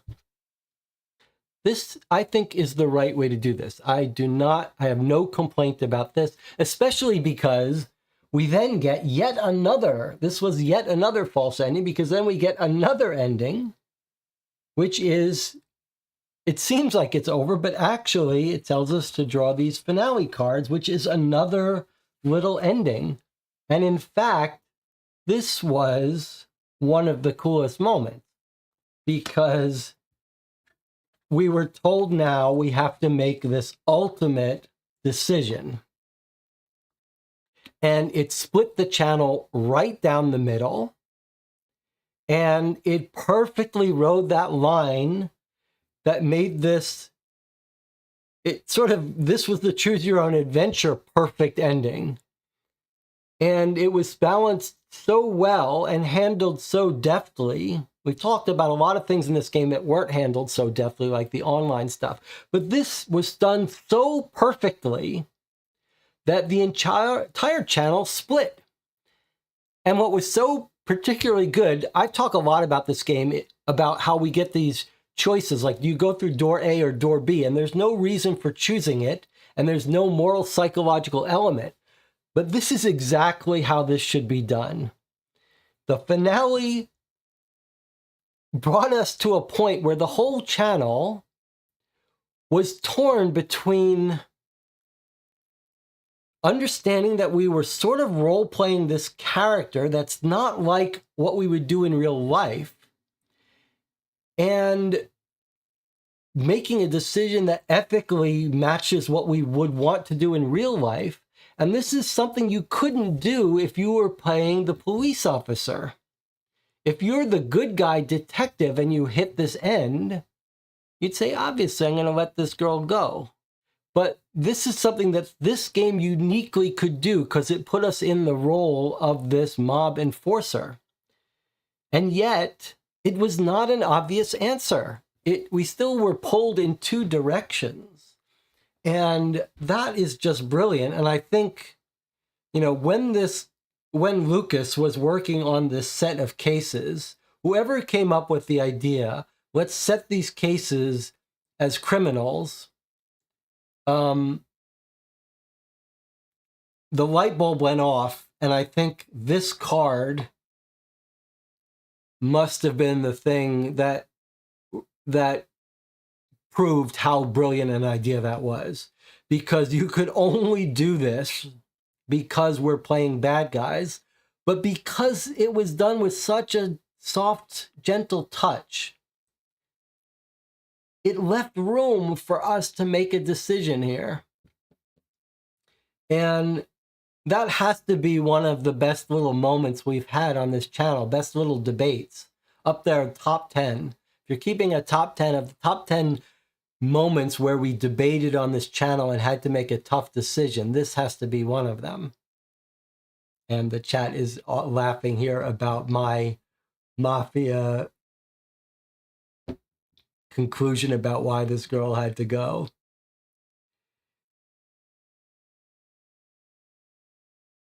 Let's see what the chat says here. Suspect epilogues always being right is a good move, especially since it doesn't have any bearing on scoring. Solving the mystery is first objective. How do you deal with the suspects is a side story. Yeah. George says, I was laughing so hard at Jesse's telling us why Georgina has to sleep with the fishes. Rob says, role-playing a mystery game does not work at all for me. It's not what I think the genre is about. That's interesting. Debbie said, I love Jesse's mobster voice. Barry says, many Call of Cthulhu games are mystery RPGs. That's right. There's a whole RPG set of systems. Call of Cthulhu Gumshoe is an RPG system that is all about role-playing game mysteries. Debbie says, I don't see any reason not to combine the two. It's not like it affects the solution. Well, it is fascinating that we have Rob here, and Rob did not like being asked to role play as a bad guy, which I get, but I hope I'm being clear about, I'm trying to say something a little bit more subtle about the role-playing element, which really is very important to me that I make sure I get across. If this game had said, your job during this game is to role play a ruthless mafia enforcer, I think things would have not been as successful. This is dangerous. You're smart, deliberate, and ruthless. If this game had told us at the very beginning, hey, here's how you win this game. Play as a smart, deliberate, ruthless mob enforcer.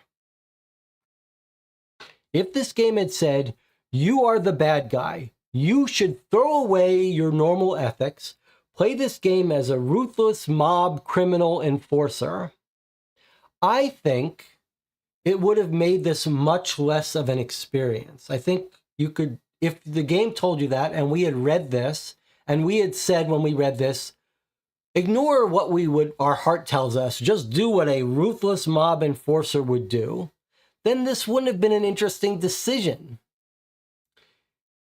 It was the hybrid element to this game, the ambiguity about whether we should bring our own ethics into the game that made this so interesting. And I think if we play these other games, we have to do it that way too. We have to say, basically, the game is going to tell us where we find ourselves in life. But we have to allow our own ethics to merge in there, to blend in there, though. And that's what made this decision and those other decisions about how to deal with those other people so tough and interesting, that we were playing both roles. We were making decisions for ourselves, but also taking into consideration the context we found ourselves in. That really worked. For me, it really worked and made this final decision so enjoyable. And I think it's absolutely fascinating that they chose to give you different reward based on this choice. I'm not sure that was the right decision to make, to be honest. I like that it's not 0. I'm not sure that you should have come down and said the right decision is this. This almost makes you think that if you played the next game, you'd always lean more into the role-playing and less into your ethics. But I think the right way to interpret the ending is that there's 2 things happening when you get to the end. This is how I think you should think about this game. The way you should think about it is, if you let her go and you got a slightly lower numerical score, would you feel angry at the game for giving you less of a numerical score? Or should you be happy that you got the chance to pick a different outcome? And I think that second thing is what you should do. I think it's good that the game gives you these 2 ways to play it. And if you're the group that says, let's let her go, you should enjoy the fact that you've chosen a path, you've created an alternate reality where she was let go, and that's its own reward. Just like the outcomes here, where you get to choose what happens to each perpetrator, is its own reward, whether there's a numerical score associated or not. It's an interesting choice to give you a different numerical score, but I think the bottom line is that should give you some pleasure. And if you were playing this game and you said, you could see someone telling you that if you choose this, you get 5 points. If you choose this, you get 3 points. You could still pick this outcome. You could say, for the story, that matters more to me. I'd rather let her go. And we talked ourselves into different things that made us happy with killing her, but you could pick a different path. So I guess for me, there were some ups and downs in this game, some things I would do differently, namely all the online websites. But as a total experience, very positive. I'm very much looking forward to playing more of these. I worry, are they all going to be controlled with such a deft, soft, gentle touch that makes these moral decisions interesting. Now that we know how it works, is it going to be a little less impressive? I'd love to see the games harder, but overall, a very pleasant experience. And let me say, a good part of why it was enjoyable was playing with you all together. If you were playing this solo without a group of people, I think it would be a much reduced experience. And we've talked about some of these kinds of cases being more important to play with others than others. And some games are just pure mystery, and if you play them with other people, it'll be easier, but not a qualitatively better experience. This is much more of a moral, psychological, choose your own adventure, and I think you're going to have a much better time playing with someone else rather than playing purely alone.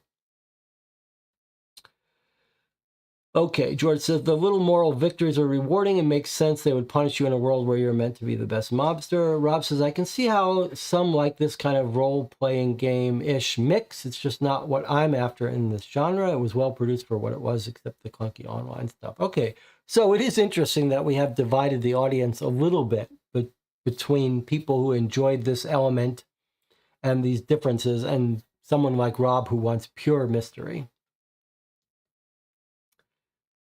Evan says, I still find the epilogues pointless, but I see what you mean. Maybe some sort of paragraph analyzing your decisions would have been nice. For me, they took out the final decisions. Okay.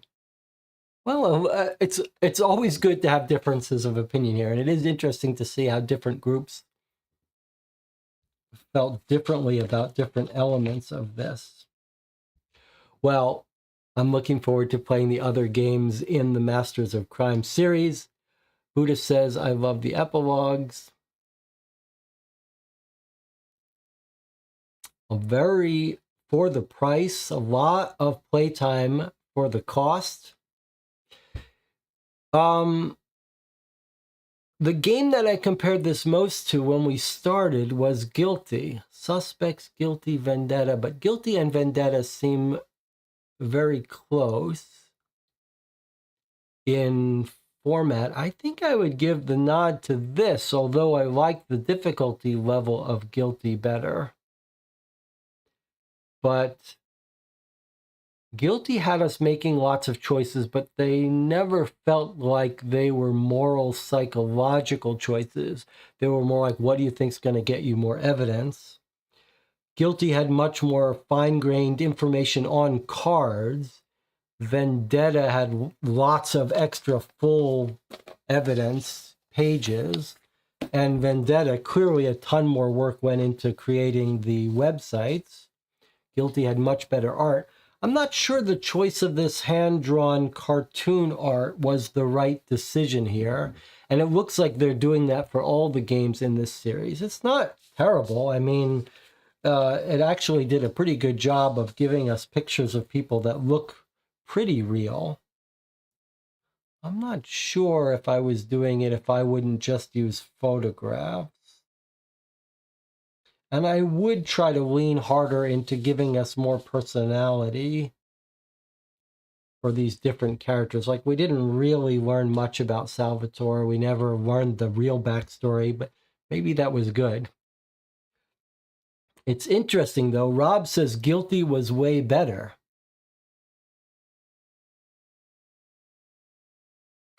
And it looks like people were happy with this time of day. 4 to 6 hours on a weekend afternoon. Well, we'll see. We'll see. Don't get too used to it. I think we're still on night schedule for most of the groups, but it is nice to be able to play with a different group. All right, we're down to 13 concurrent viewers. We've gone on for a long time talking about the game. But it makes sense that the group that's here with me today is going to prefer this time. It's not an objective. Doesn't matter. We'll try to mix up the times. All right. Well, thank you all for joining me. I really had a blast. It was great to try something different with the different group. And boy, I enjoyed the time together. This game, playing it alone, wouldn't even be on the radar. Wouldn't even be enjoyable. All right. Well, I'll see you guys next time then. If you watch this after the fact, please leave some comments on the video. I'd love to hear if your group played it, made different choices, had a different experience, liked certain parts differently than we did. I'd love to hear your thoughts. I do think this series is going to be a hit. I'm looking forward to more games. I've got one more box on the shelf to play of this series, so we'll try to figure out when to play that next box. If you're interested in joining for that, remember to stop by the Board Game Geek Guild for this channel, where we have a game queue and plan out what schedule to play games. Thank you again to the Patreon supporters who helped pay for this game. I'll see you all next time.